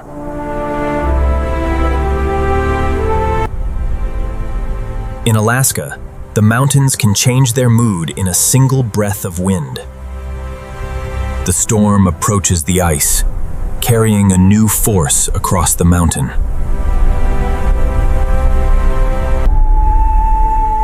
The same wind that chills the glacier now bends the mountain's warm breath. For a moment, heat and wind struggle for control of the same ground. The hidden fire remains below, but now, another power is gathering above. In the next chapter, Alaska's mountains will face the full force of a wilderness storm. At the edge of Alaska, the storm has found the ocean. Out here, wind has nothing to stop it. Every wave arrives, carrying the energy of the open Pacific. Along the shore, the ocean reaches into every crack and hollow. In the storm, even the smallest shore creatures must hold fast. For birds of the coast, the cliffs offer shelter when the sky becomes hostile. Every flight becomes a struggle against the moving air.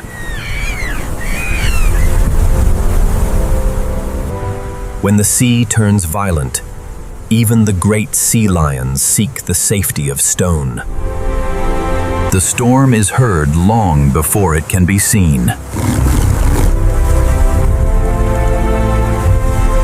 Below the surface, the storm reaches into the underwater forest. What appears still from land becomes a moving forest beneath the waves. In the underwater forest, kelp becomes an anchor against the storm. The storm binds the ocean and forest into one restless landscape. Everything the storm gathers in the mountains is carried here to the sea. Far inland, the storm is reshaping every stream.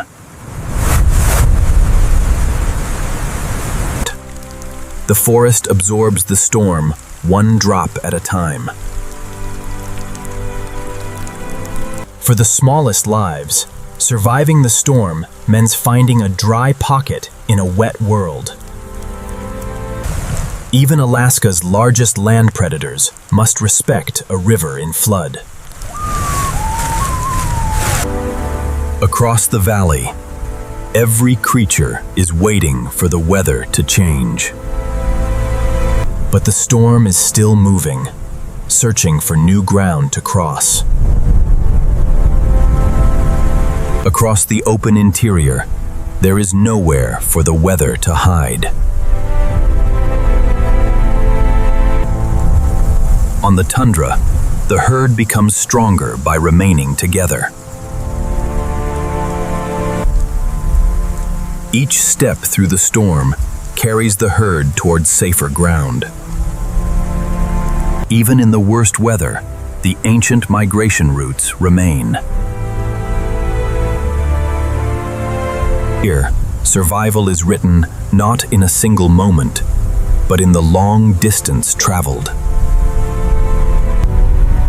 The mountains do not stop the storm. They reshape it. At higher ground, the storm sharpens into cold and wind. In the mountains, even falling water is bent by the force of the sky. Across Alaska, the storm reveals the scale of a land built for endurance. Beyond the storm, the ancient journey of the caribou continues. The storm has weakened, but the journey cannot wait. After the storm, every stream has grown wider, every familiar trail less certain. For the young, the first great journey begins in a world that never stands still. The herd moves on, and the calf learns to trust the rhythm of those ahead. From above, the herd becomes a moving thread across an immense northern land. The storm has changed the rivers first, turning quiet crossings into powerful barriers.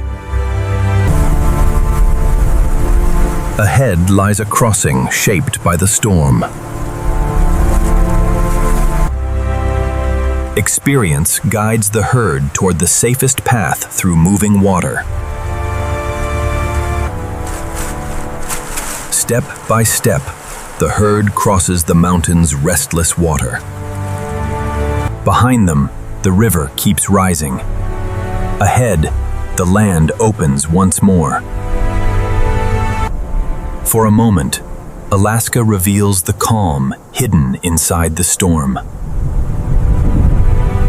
After the wind, the tundra holds every drop. The brief Arctic summer wastes no time turning rain into life. As the storm weakens, the smaller lives of the tundra begin to return. Even as the weather changes, the sky remains watchful.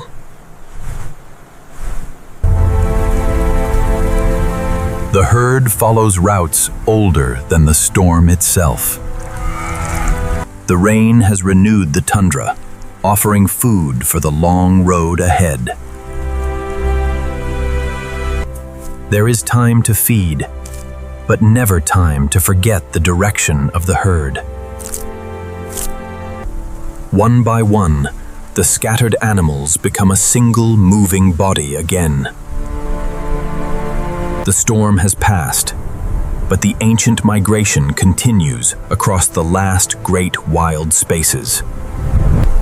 The land is marked by generations that have traveled this way before. These paths are not simply tracks. They are memory written into the ground. The older animals carry knowledge that no map could hold. Ahead lies the open country that will carry them across Alaska. For the first time since the storm began, light returns to the road ahead. The herd is becoming a river of life across the Arctic land. The storm has revealed what this land demands: endurance, memory, and movement. Every mile carries the caribou deeper into the ancient rhythm of the north. The storm fades behind them, but the road ahead reaches farther than the eye can see. In the next chapter, we follow the Great Caribou Migration, one of the longest and most extraordinary journeys in the last frontier. Across the open north, one of Alaska's greatest journeys is already underway. For generations, these animals have crossed this land by following routes older than memory. Every animal carries the instinct to move, but the herd gives that instinct direction. The tundra remembers every migration in the tracks pressed into its wet earth. These pathways are not drawn on maps. They are written into the land itself. For the youngest travelers, every mile is a lesson learned beside their mothers. The road is vast, but the rhythm of the herd is never far away. No journey across this wilderness is made alone. The storm has left water everywhere, turning the tundra into a mosaic of sky and earth. The migration is a journey of movement, but it is also a search for the brief abundance of summer. In the Arctic summer, every green leaf is part of a short and urgent season. As the land broadens, the herd begins to reveal its true scale. What began as a line has become a river of life flowing through the north. Within the herd, every animal becomes part of a moving shield against the vastness of the land. The oldest travelers carry the roots of the north in their memory. Without words, the herd passes knowledge from one generation to the next. Another stream lies ahead, one more thread in the long fabric of the tundra.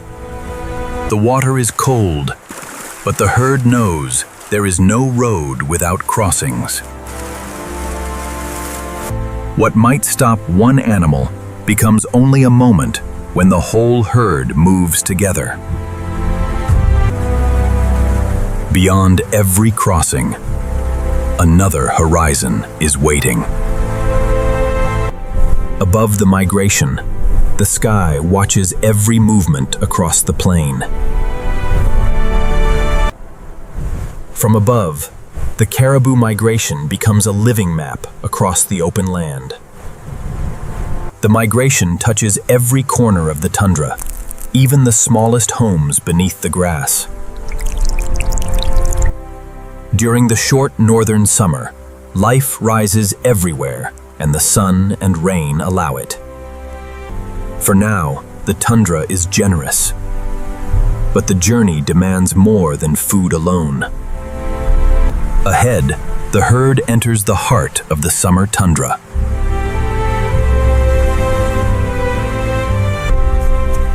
The herd expands across a landscape rich enough to feed 1,000 journeys. For a brief season, the northern land gives the herd room to rest and grow. The migration has brought them to a land alive, with water, grass, and endless daylight. But this rich tundra is more than a resting place. It is a living world waiting to be revealed. For a brief season, the tundra becomes one of the richest feeding grounds in the north. After the long road, the herd pauses to gather strength for what lies ahead. For the young, the tundra offers both nourishment and a first glimpse of independence. In the warmth of summer, life rises from every patch of ground. But summer abundance brings its own relentless challenge. The brief warmth awakens swarms that can drive even the strongest animals onward. A change passes through the herd before any single animal begins to move. When the insects gather, the herd follows the wind. On the higher ground, a stronger breeze brings a measure of relief. The migration is never a straight path. It follows food, weather, water, and wind. Here, the herd can see farther and be seen from farther away.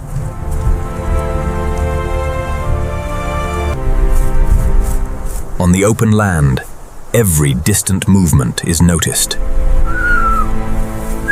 Distance gives the herd time, and togetherness gives it confidence.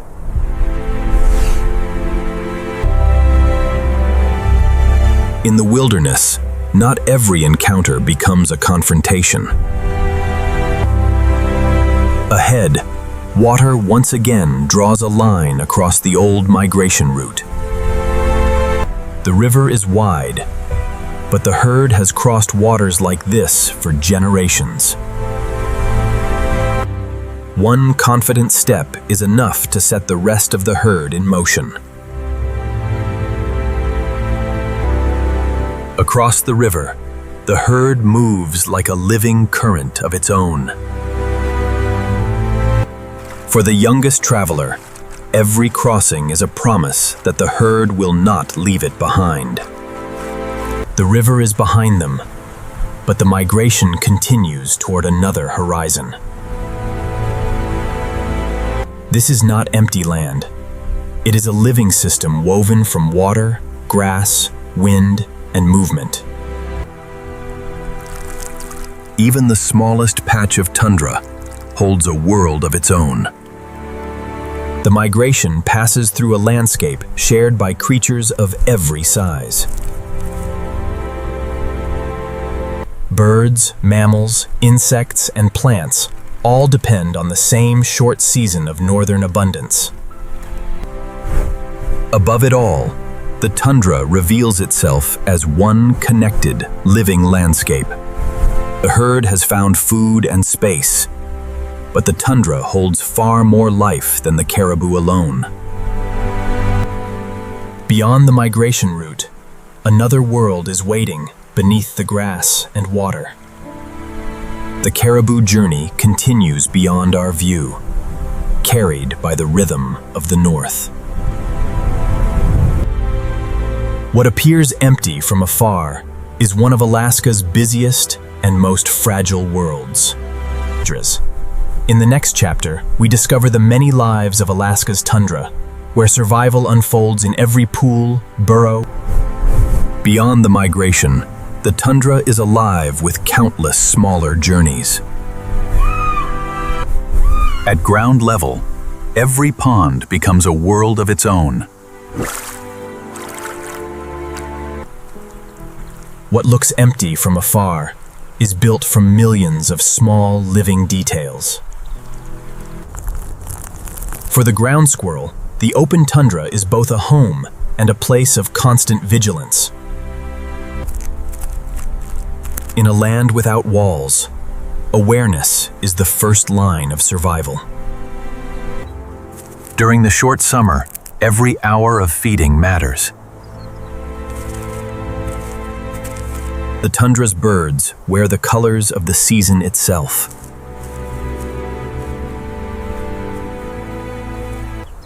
For the young, every step through the grass is a lesson in the hidden world around them. Across the wetlands, tall birds move through water as quietly as the mist. Every shallow pool offers food, shelter, and a pause from the open wind.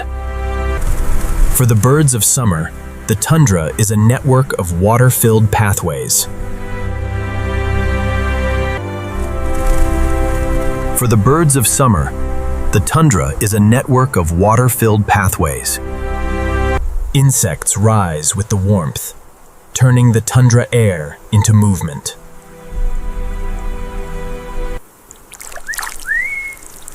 The smallest creatures help sustain every larger life around them. Even the hair changes with the season, wearing the colors of the land around it. In a world of wide horizons, hearing danger can matter more than seeing it. Below the grass and wind, cold, clear water carries another hidden community. Even the smallest stream becomes a refuge in the wide northern plain. Water connects every part of the tundra, from the hidden stream to the distant herd. On the tundra, every creature lives beneath the awareness of the sky.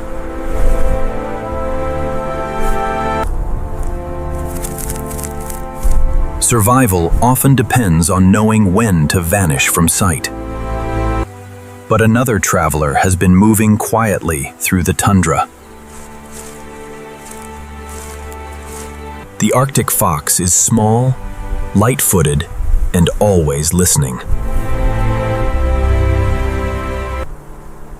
Every sound beneath the grass may reveal a chance to survive. Unlike the herd, the fox survives by moving alone through the spaces between. The fox knows every fold of the land, from sheltered burrows to open hunting ground. Yet beyond the green season, the northern mountains are already holding on to cold. In Alaska, winter is never as far away as it seems. For the fox, every season demands a new way to survive. The tundra is not empty. It is a living web held together by water, wind, and time. In the next chapter, we follow the Arctic fox into a colder world where survival depends on instinct beneath the snow. The fox leaves the open summer plain and follows the land toward colder ground.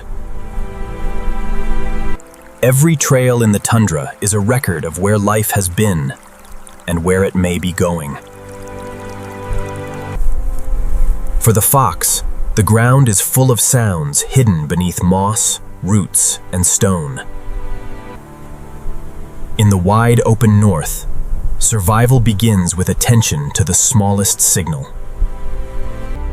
Unlike the caribou, the fox travels alone, guided by its own map of shelter and scent.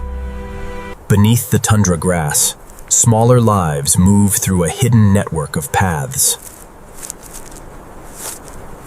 On the tundra, many lives share the same ground, without always crossing paths. The farther we travel, the more the tundra reveals its hidden layers. At the edge of summer, old snow still clings to the higher ground. Near the foothills, the Arctic hare finds shelter where rock and snow meet. The hare survives by noticing danger long before it reaches the shelter of stone. Across the foothills, distance remains one of the wilderness's oldest protections. Water from the cold heights returns to the tundra, feeding every pool along the way. Even the most solitary traveler depends on the same water that sustains the whole tundra. In a land built from ice and water, the lakes hold the sky within them. On the lake, the loon carries the stillness of the north with it. The calm surface hides a deeper world of cold, clear water. Below the quiet water, another community survives unseen. The tundra may be bright today, but the sky is always changing.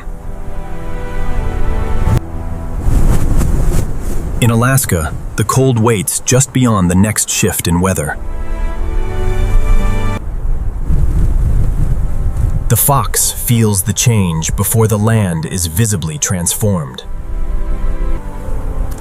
Every footprint carries the fox closer to the colder world ahead. Across the same landscape, every animal follows a different path through the season. Behind it lies the abundance of summer.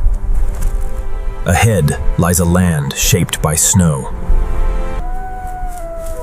In the far north, the seasons stand side by side across the same mountain. The tundra's many lives fade behind us, but the fox continues into the cold. From the smallest burrow to the largest herd, every life here depends on the same fragile season. Now the journey follows one small hunter into a wilderness where every sound may lead to survival. The world of the tundra is vast, but for the fox, survival is measured one careful step at a time. In the next chapter, we follow the Arctic fox into its winter hunt, where instinct becomes the only guide beneath the snow. The brief northern summer has vanished. Now the fox enters a world ruled by snow. In winter, the fox does not disappear from the land. It becomes part of it. Across the silent tundra, every footprint becomes a story written in snow. Every journey now demands more energy, more caution, and a sharper instinct. In winter, the fox listens more than it sees.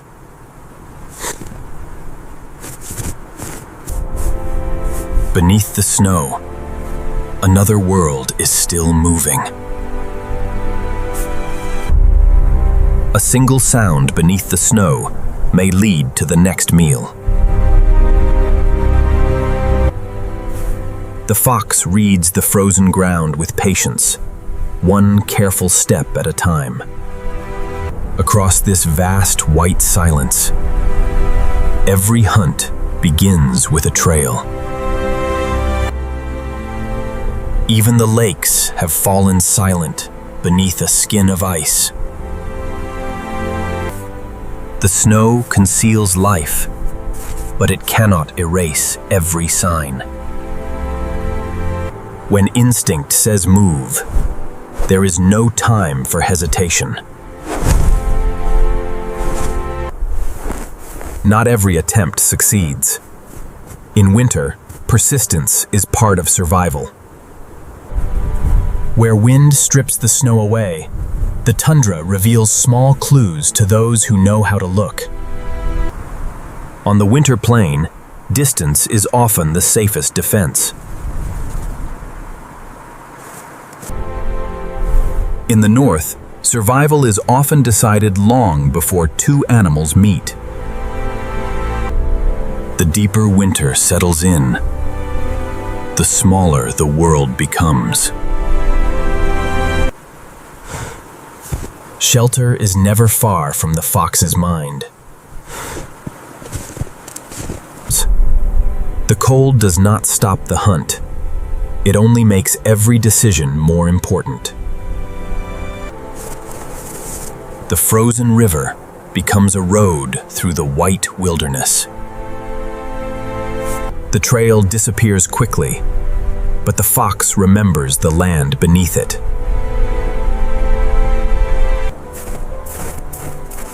Again, the snow carries a secret beneath its surface. For a single moment, the entire tundra seems to hold its breath. The hunt beneath the snow is a test of timing, hearing, and instinct. The fox keeps moving. Winter rewards those who never stop searching. But the fox is not the only hunter reading the snow. Far across the valley, larger shadows are moving through the winter white. In Alaska's winter, each creature follows its own path through the same unforgiving world. The snow records every life, every struggle, and every journey across the north.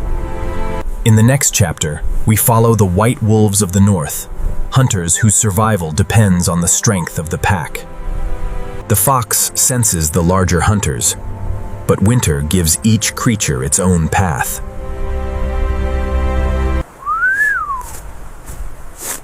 For the fox, the search must continue wherever the snow reveals a clue. Beneath the snow, the smallest movement can become a signal of hope. The winter hunt is not about speed. It is about trust in instinct. Another attempt fades into the white silence, but the fox does not waste energy on disappointment. The frozen river offers a path through country buried beneath winter. In winter, even the smallest track may lead to the next chance of survival. The fox follows signs most creatures would never notice. For one quiet instant, the hunter and the hidden world beneath the snow are connected. This time, instinct guides the fox with perfect timing.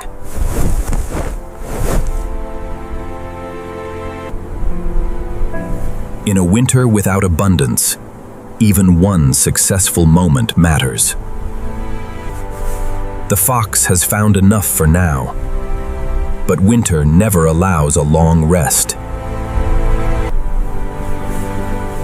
The snow reveals that larger hunters have passed through this valley too. The snow reveals that larger hunters have passed through this valley too. On the same ground, different lives leave different stories behind. The fox keeps to the low ground, leaving the higher slopes to the wolves.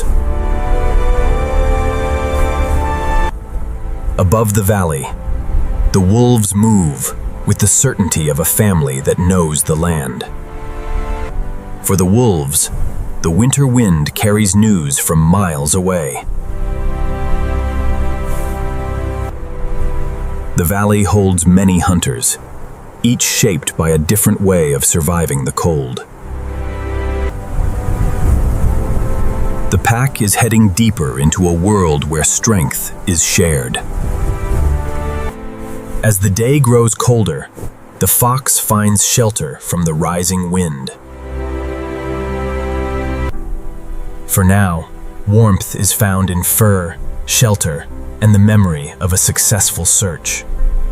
But high above, the pack's journey is only beginning. Together, the wolves travel across a wilderness too harsh for any one animal to face alone. The young learn the winter world by following those who have crossed it before. The Arctic fox has survived another day. Now the story belongs to the wolves of the north. Ahead lies a territory ruled by cold, distance, and the strength of the pack. For the wolf, the winter wilderness is not empty. It is home. Above the silent valley, the pack moves as one living shape through the snow. In the north, survival takes many forms, but no life escapes the cold. In the next chapter, we follow the white wolves of the north, where family, endurance, and instinct rule the frozen wilderness. In the far north, the wolves move where few other lives can endure. Every winter trail is chosen for a reason, shaped by wind, snow, and memory. The snow records the pack's passage, but the wind is already trying to erase it.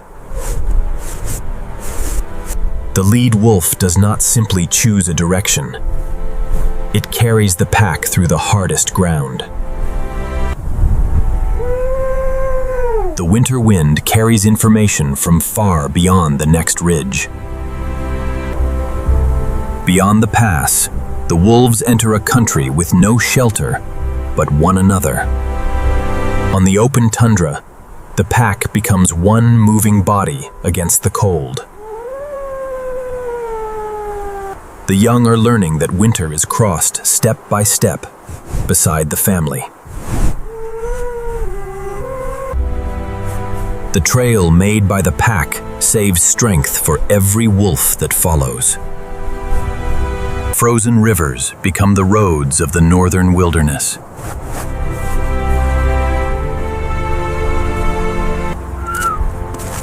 In winter, even familiar ground must be tested before it is trusted. Once the path is chosen, the pack moves with quiet confidence. The river once divided the land. Now it carries the pack forward.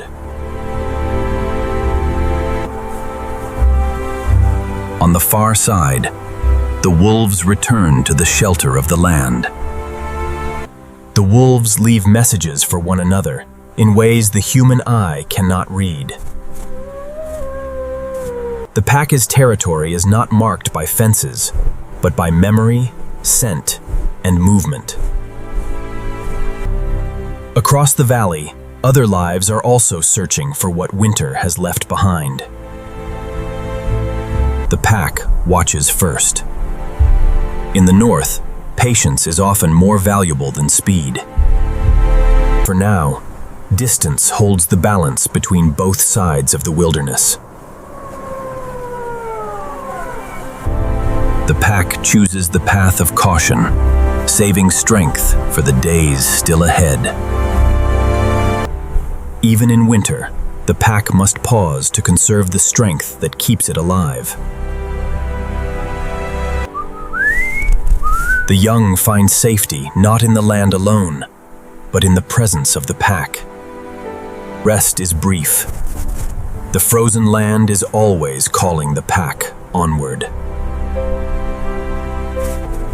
Ahead, the wolves follow the river into the heart of the frozen north. In winter, the river becomes a silent guide through a changing landscape. The wolves travel through a world carved by water, now held still by ice. The frozen river no longer divides the territory. It connects every part of it. Beyond the next bend, the wilderness opens into an even greater frozen world. For the wolves, winter is not a season to escape. It is the world they know best. In the next chapter, we follow Alaska's great frozen rivers, where ice becomes the road, the boundary, and the lifeline of the North. The river leads the pack into the deeper heart of Alaska's winter. Ice may look still, but the wolves know it is always changing beneath the snow. In the north, experience turns danger into a path the pack can follow. Even in the hardest season, the young learn the rules of the pack through every shared step. Across the white expanse, the pack leaves a single line of purpose behind. For wolves, the riverbank is filled with messages that cannot be seen. The snow keeps a record of every animal that has passed through the basin. The wolves watch, but winter teaches them to measure every decision. The pack chooses patience over pursuit, saving its strength for the long winter ahead. The wolves follow the tributary toward shelter, hidden inside the frozen landscape. Here, the river valley offers the pack a moment of cover from the wind. The pack rests close together, conserving warmth and energy beneath the sheltering branches. For a short while, the wolves become part of the stillness around them. Rest is brief in the north.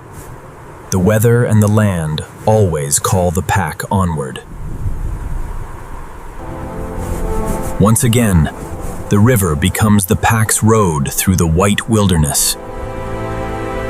Beneath the frozen surface, the river has not stopped moving. The ice holds the memory of flowing water in every frozen layer. In winter, the river network becomes a map written in white. Even in the coldest months, the river valley remains watched from above. The pack is only one thread in a wilderness shaped by ice and water. The river carries the story onward, far beyond the wolves' winter trail. Here, the river is no longer water alone. It is a landscape made solid by cold. Across Alaska, frozen rivers connect mountain, tundra, forest, and sea. Every bend hides another route into the unknown winter wilderness. The wolves fade into the landscape, but the frozen river continues its endless journey. From above, the rivers reveal the true structure of the northern land. The river leaves the open basin and enters a land where ice meets forest. In the forest, the frozen river becomes a silent corridor through the winter world. The wolves have shown us how life survives beside the ice. Now the river reveals what the ice itself can become. In the next chapter, we follow Alaska's great frozen rivers, where ice becomes the road, the boundary, and the lifeline of the North. In Alaska's winter, the rivers do not disappear. They become a new kind of wilderness. What once divided the land now becomes a road through the silence. Inside every layer of ice lies the memory of flowing water. The river may be frozen, but beneath the surface, its pressure never fully rests. Here, cold turns even the smallest branch into a winter sculpture. For the moose, the river valley still offers cover and food beneath the snow.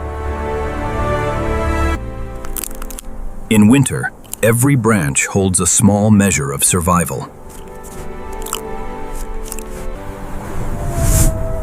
Along the river, every life is carried by the same frozen corridor. Farther upstream, the river is forced through stone carved long before winter arrived.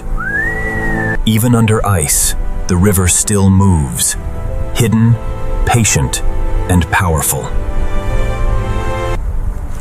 The surface has fallen silent, but the river's pulse continues beneath. Below the frozen ceiling, another world continues its quiet winter life. Winter reaches beneath the river, but it does not end the flow of life. From the mountains, the river carries winter across the whole northern land.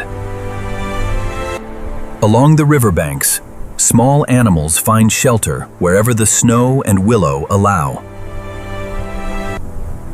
In winter, the smallest shelter can become a world of safety. Distance keeps the balance between hunter and shelter in the winter valley.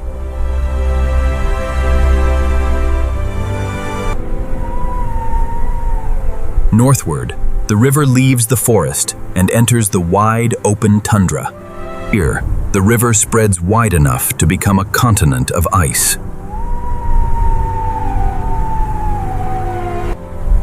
What was once a single current has become a maze of frozen pathways. Even in deep winter, the river plain offers traces of food for those who know where to search. In the north, every crossing is part of the long winter journey. From above, every life seems small, but every path is essential. The river is nearing the edge of the continent, where land slowly gives way to sea. At the delta, the river divides into 1,000 frozen paths before meeting the Arctic Ocean. Here, river ice and sea ice begin to merge into one vast winter surface.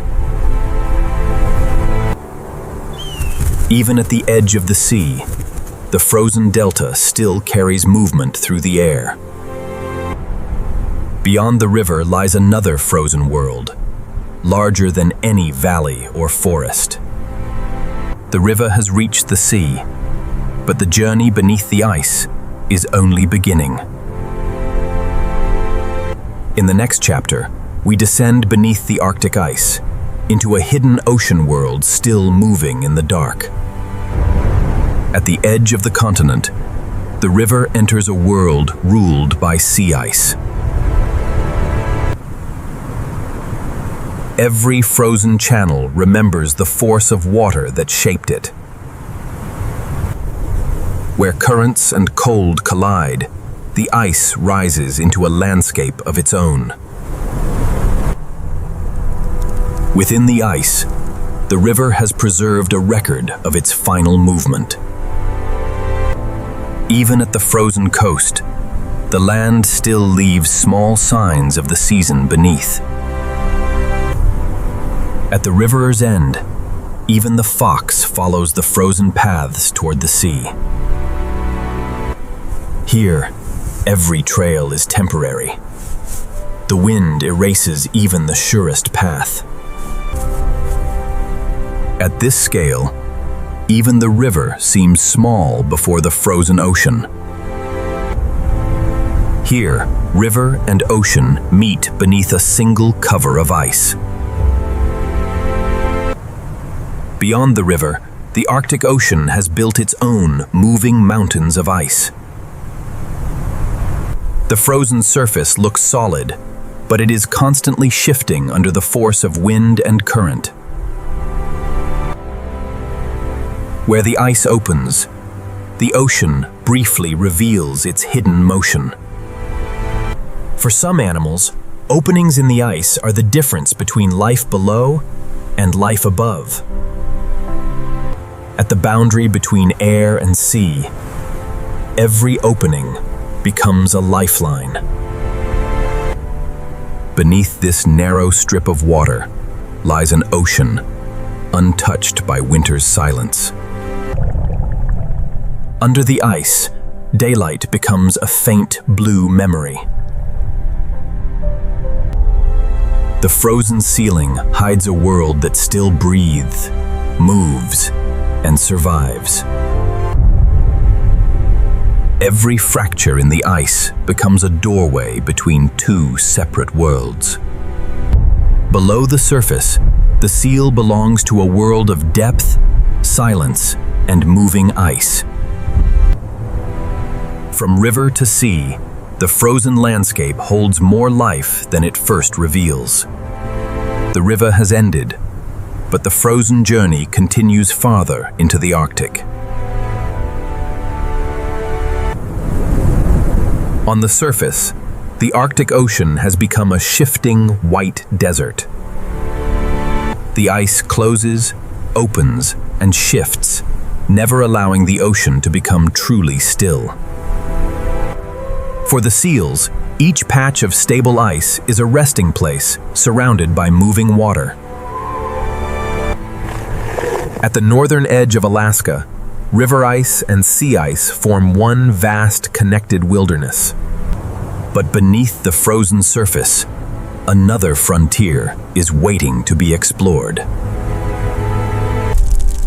The world beneath the ice begins where the light nearly disappears. In the dim blue depths, life continues beyond the reach of the frozen sky. The river has carried us to the sea. Now the ice invites us beneath its surface.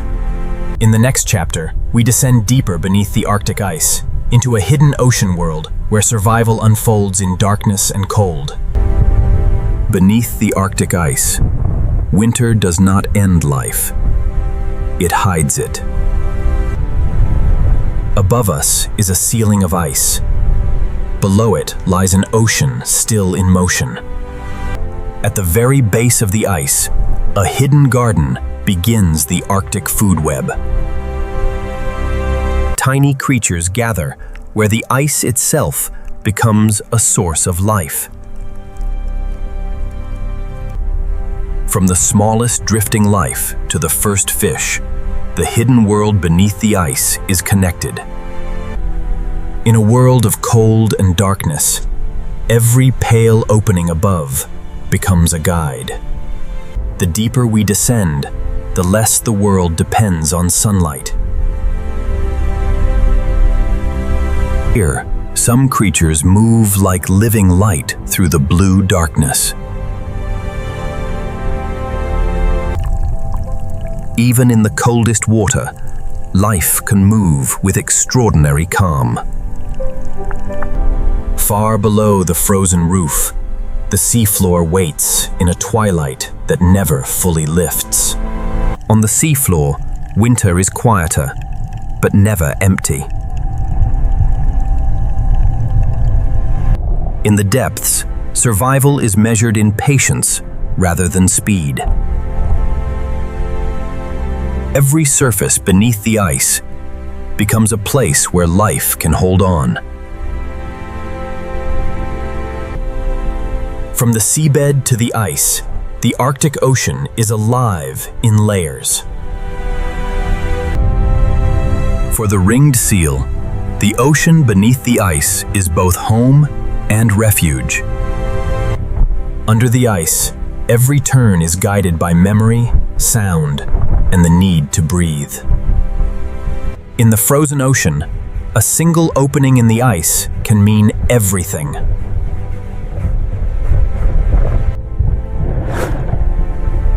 A breath beneath the ice is never taken for granted. The seal returns to the world below, leaving only a fading circle of light behind. Different seals share the frozen ocean, each finding its own path between ice and water. Near the bottom, the sea gives the bearded seal a different kind of shelter. Beneath the ice, every movement is part of a larger living system. The seals know the map of openings above better than any path on land. In the hidden ocean, even familiar routes are constantly reshaped by moving ice. The Arctic ice is not a barrier. It is an entire landscape suspended above the sea. But deeper in the cold water, other hunters move beyond the reach of light. In this world, knowing where to breathe can matter more than knowing where to swim. Every opening in the ice is a doorway, a refuge, and a risk. Beneath the ice, the seals live between two worlds, one of air and one of endless cold water. In the next chapter, we enter the seal's dangerous world, where every breath beneath the ice can become a fight for survival. For the seal, every familiar opening in the ice is a lifeline. A single breath connects the hidden ocean to the frozen world above. But beneath the ice, no safe place can ever be taken for granted. The underside of the ice is a landscape of valleys, walls, and hidden passages. Even beneath the hardest winter ice, the food web continues to move. Far below, larger shapes move through the darkness beyond the reach of the ice-bound light. When the water changes, the seal trusts the map it carries in memory. A lead in the ice is not simply open water. It is a corridor between two worlds. Here, light is stronger, but so is exposure.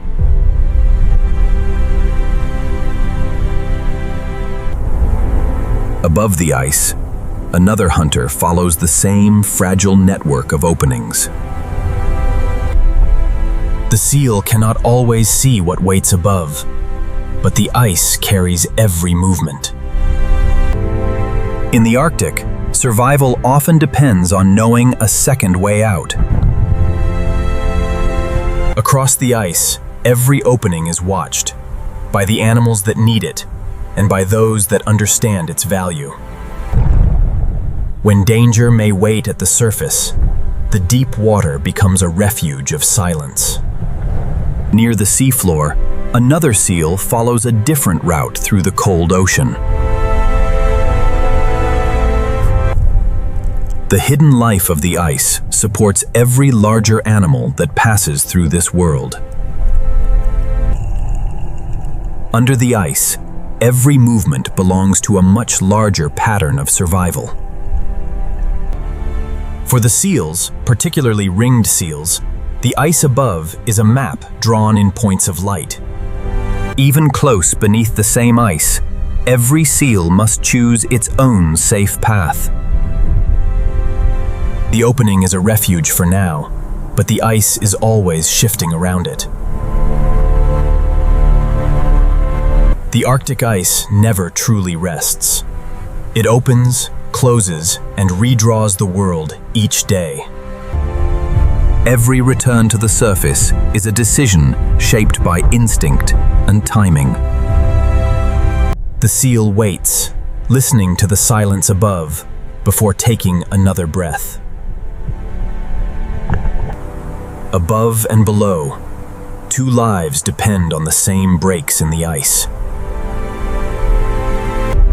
And deeper still, the ocean holds dangers that cannot always be seen. The safest route is never fixed. It changes with the ice, the water, and the unseen world below. The frozen ocean is a labyrinth, and every creature must learn its own way through. For the seal, survival is written between darkness and the next breath of light. From above, the Arctic appears silent, but every opening holds a story of risk, hunger, and survival. In the next chapter, we enter the seal's dangerous world, where every breath, every opening, and every shadow. Beneath the Arctic ice, winter does not end life. It hides it. Above us is a ceiling of ice. Below it lies an ocean still in motion. At the very base of the ice, a hidden garden begins the Arctic food web. Tiny creatures gather where the ice itself becomes a source of life. From the smallest drifting life to the first fish, the hidden world beneath the ice is connected. In a world of cold and darkness, every pale opening above becomes a guide. The deeper we descend, the less the world depends on sunlight. Here, some creatures move like living light through the blue darkness. Even in the coldest water, life can move with extraordinary calm. Far below the frozen roof, the seafloor waits in a twilight that never fully lifts. On the seafloor, winter is quieter, but never empty. In the depths, survival is measured in patience rather than speed. Every surface beneath the ice becomes a place where life can hold on. From the seabed to the ice, the Arctic Ocean is alive in layers. For the ringed seal, the ocean beneath the ice is both home and refuge. Under the ice, every turn is guided by memory, sound, and the need to breathe. In the frozen ocean, a single opening in the ice can mean everything.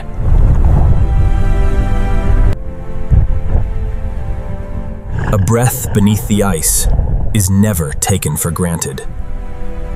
The seal returns to the world below, leaving only a fading circle of light behind. Different seals share the frozen ocean, each finding its own path between ice and water. Near the bottom, the sea gives the bearded seal a different kind of shelter. Beneath the ice, every movement is part of a larger living system. The seals know the map of openings above better than any path on land. In the hidden ocean, Even familiar routes are constantly reshaped by moving ice. The Arctic ice is not a barrier. It is an entire landscape suspended above the sea. But deeper in the cold water, other hunters move beyond the reach of light. In this world, knowing where to breathe can matter more than knowing where to swim. Every opening in the ice is a doorway, a refuge, and a risk. Beneath the ice, the seals live between two worlds, one of air and one of endless cold water. In the next chapter, we enter the seal's dangerous world, where every breath beneath the ice can become a fight for survival. For the seal, every familiar opening in the ice is a lifeline. A single breath connects the hidden ocean to the frozen world above. But beneath the ice, no safe place can ever be taken for granted. The underside of the ice is a landscape of valleys, walls, and hidden passages. Even beneath the hardest winter ice, the food web continues to move. Far below, larger shapes move through the darkness beyond the reach of the icebound light. When the water changes, the seal trusts the map it carries in memory. A lead in the ice is not simply open water. It is a corridor between two worlds. Here, light is stronger, but so is exposure.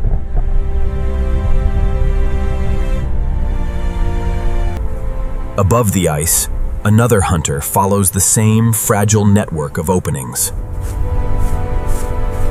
The seal cannot always see what waits above, but the ice carries every movement. In the Arctic, survival often depends on knowing a second way out. Across the ice, every opening is watched, by the animals that need it, and by those that understand its value. When danger may wait at the surface, the deep water becomes a refuge of silence.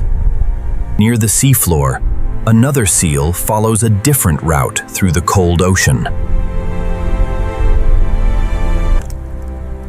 The hidden life of the ice supports every larger animal that passes through this world. Under the ice, every movement belongs to a much larger pattern of survival. For the seals, the ice above is a map drawn in points of light. Even close beneath the same ice, every seal must choose its own safe path. The opening is a refuge for now, but the ice is always shifting around it. The Arctic ice never truly rests. It opens, closes, and redraws the world each day. Every return to the surface is a decision shaped by instinct and timing. The seal waits, listening to the silence above, before taking another breath. Above and below, two lives depend on the same breaks in the ice. And deeper still, the ocean holds dangers that cannot always be seen. The safest route is never fixed.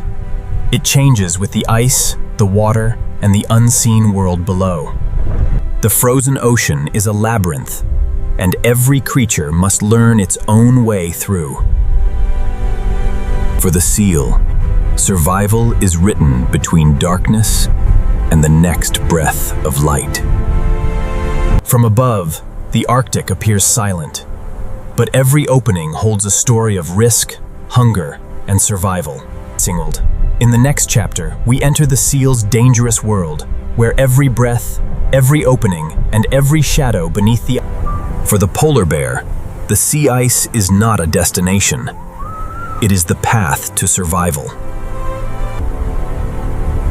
Every ridge offers a higher view of a world that never stops shifting. Across the frozen ocean, the wind carries information long before the eyes can confirm it. On the Arctic frontier, attention is as valuable as strength. The bear travels through a landscape built by wind, current, and cold. The bear knows the ice is never one solid world. Every boundary must be judged. At every opening, the sea reveals both possibility and risk. Sometimes the strongest choice is to leave the shortest path behind. The pressure ridges are obstacles, but they also offer the bear a way forward. From high on the ice, the bear can read the patterns of the frozen sea. Across the ice, both seal and bear depend on the same rare openings in the frozen world. Below the surface, the seal follows routes that remain invisible to the bear above. The seal survives by remembering more than one way back to air. In a sea of uncertainty, a hidden opening can become the difference between safety and exposure. The bear keeps moving, conserving energy, across a horizon with no shelter. The ice records the bear's passage, then slowly gives it back to the wind. The bear searches with every sense, but the frozen ocean gives up nothing easily. In the Arctic, survival is often a matter of choosing the next safe step. Not every white surface is solid, and not every crossing is worth the risk. The bear reads the weakness in the ice and chooses patience over danger. The sea ice rewards experience, not haste. For a mother and cub, the frozen ocean must be crossed together.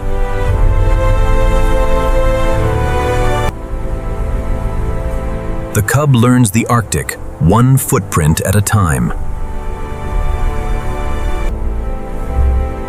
For the young bear, every ridge is both a lesson and a boundary.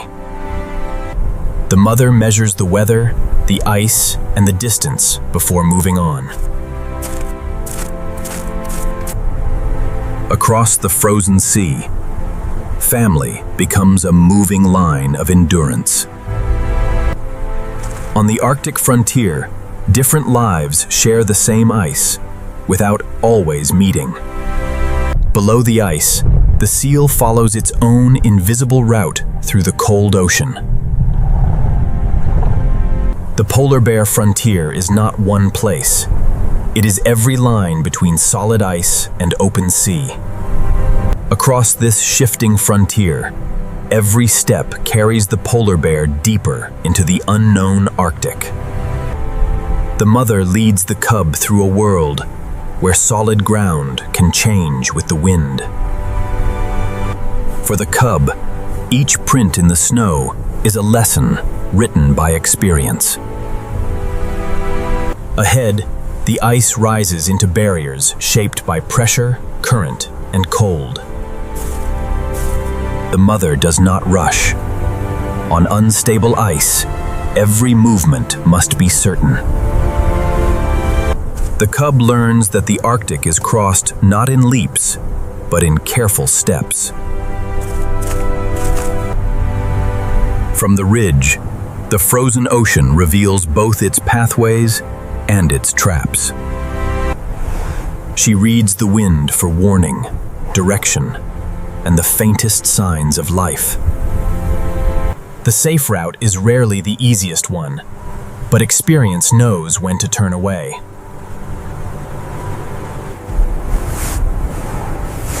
Beyond the ridge lies another open chapter of the frozen sea. Even the smallest details of the ice become part of the cub's first education. The sea opens suddenly before them, cutting the white world into separate islands. The mother follows the boundary, waiting for the ice to offer a way through.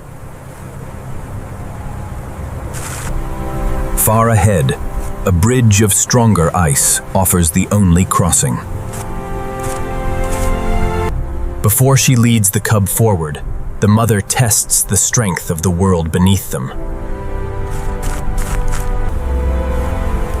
Across the gap, trust and caution move together. The crossing is brief, but in the Arctic, even a short passage can decide the journey. For a moment, the ridge gives the travelers shelter from the force of the storm. On the exposed sea ice, even a small refuge can preserve precious energy. When the storm loosens its grip, the frontier calls them onward again. Ahead, the solid ice begins to break into a more uncertain world. At the edge of the pack ice, the Arctic becomes a moving puzzle of water and snow. Here, the sea reveals itself between every fragment of ice. The mother studies the broken ice, measuring a horizon that is always moving. Out here, the ice is no longer a continent. It is a fleet of drifting islands. Beyond the Bear's Trail lies a sea, whose secrets are hidden beneath drifting ice. The Chukchi Sea is never still. Beneath every ice plate, cold currents move through hidden corridors. Where the ice opens, the ocean briefly offers a glimpse of the world beneath. The Bear's frontier fades behind us, but the Arctic mystery continues into the sea. In this remote sea, what lies beyond the next lead is never fully known. In the next chapter, we enter the mystery of the Chukchi Sea, where moving ice, hidden currents, and Arctic life remain largely unseen. Beyond the polar bear frontier lies a sea that never reveals all of its secrets at once. Where the ice opens, the Chukchi Sea briefly shows the movement hidden beneath its frozen skin. The sea ice is never truly still. Wind, current, and cold keep rebuilding its surface. From above, the Chukchi Sea becomes a moving puzzle with no permanent map.